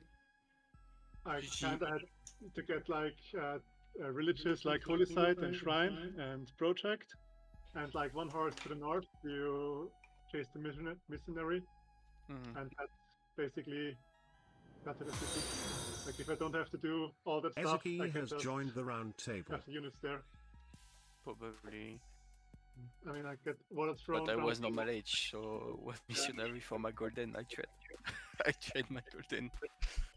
What did happen there? One turn away from finishing the galley, one turn I away from... misclicked. I misclicked the card. I clicked on the 100% experience. Past. Oh, I another checked if... 100% production galley. Yeah, I checked if you actually had the card on, and you didn't, and I was like, oh, maybe he just didn't think it's necessary, like he had the production or something. No, I misclicked. I had the swap card and I just put the wrong card. Oh, rip. That's my bad. And the settle on Chocolate Hills, what happened there? You mean Zulu one? Well, your city. I'm pretty sure you wanted to get a settle there. The last one? No. No, not the last one, the first one. You wanted to get the second My city there. first city? Yeah. No. It's No? full Oh. gray. I cannot. That's why I Oh. moved on one. I settled on two to get the daily up. I don't want a city there. It's too far away. And the city costs a lot of golds, and I okay. don't have golds. Okay. And no So, freshwater city, and like a non-freshwater city, like just next to use the step wells. No. Later, yes, but not B2. Never. Oh, I see. I need an encampment B2 fast to get a general, so if I settle grey B2, I cannot get 4 pop before. And it's far away from cap. It's no, it's never good. Yeah. Makes sense. B3 maybe, but yeah, you prefer to back settle safe. Yeah, Lenny had units all over that wander over there, not letting you get. Nice defense, Lenny, also for the religious victory. I mean, it Yeah. was one missionary, and you have 6 cities. Yeah. I invested too much. I Like needed to split it 4. It was not possible anyway. I should not have settled the city that much forward because it converted basically instantly. Yeah. And I invested way too much into, like I had to invest way too much into defending it, so that's why the first city died. I think it dies because it's too close from Varu Crusade, and not because of the rest. I may be wrong, but I think Varu Crusade it's too much to handle early on, whatever, no matter what. No matter what, on everybody. Okay. I mean, Varu distance from my B2, it's 1 turn, you know? Mhm. I have Archer, I have Varu, I have Crusade, and I have +1 on all my units because I have Shrine, and +1 movement and +1 combat science. Yeah. I don't think he can handle that. I think he loses that city because it's not defendable. If he settled this city north on the river, you know, the tiles north, joke. Yeah. I think he just won the game. because I of see. my marriage. Chat is making me ask you, Lenny, if impies are strong. It's imps are broken. What do you mean? There was an ongoing discussion on my stream with both hands, like both sides. Some saying that the impies are extremely weak, and some saying that the impies are strong. What the fuck? It's a super ship unit that can produce super fast. And with the counter unit, you struggle to defend. I think impies, like, they're kind of situational in the sense that if you have somewhat chokes or defensive land, Mhm. like here it was very hard to get into because of the swamp and the hills and stuff. Yeah. And the land crossbow like made it very hard to trade. Mhm. If the land is a little bit more open, impies are a bit stronger, and if there are chokes, they're completely useless. So it's very situational unit. But in 1v1, usually you have enough space to push with them. Yeah, not a lot of motors on classic ridges.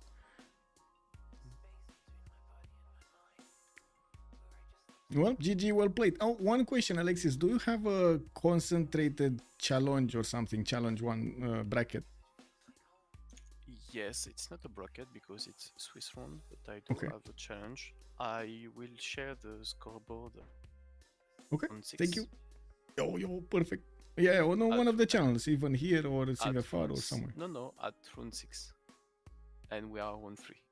So in 3 weeks. In 3 before weeks, the okay. last round. I see. For now, you can just like gather all information if you want to know who has 3 victory and 2 victory. Yeah, yeah. But I started reading through the channels over there slowly but surely. Is that the only thing you can do if you want to get an idea of the results? I don't give the challenge and the scoreboard because I feel like it can make people leave. Mhm. I mean, if the seas are like 50 players, why they have only 1 defeat, maybe they will want to leave the tournament. So I prefer just to let people play. If people want to leave, they just leave. But I Yeah, don't yeah. I give mean, them, at the end of scoreboard. the day, they need to have fun. That's it, right? They want to play and have fun. Be it having fun of winning or having fun of just playing.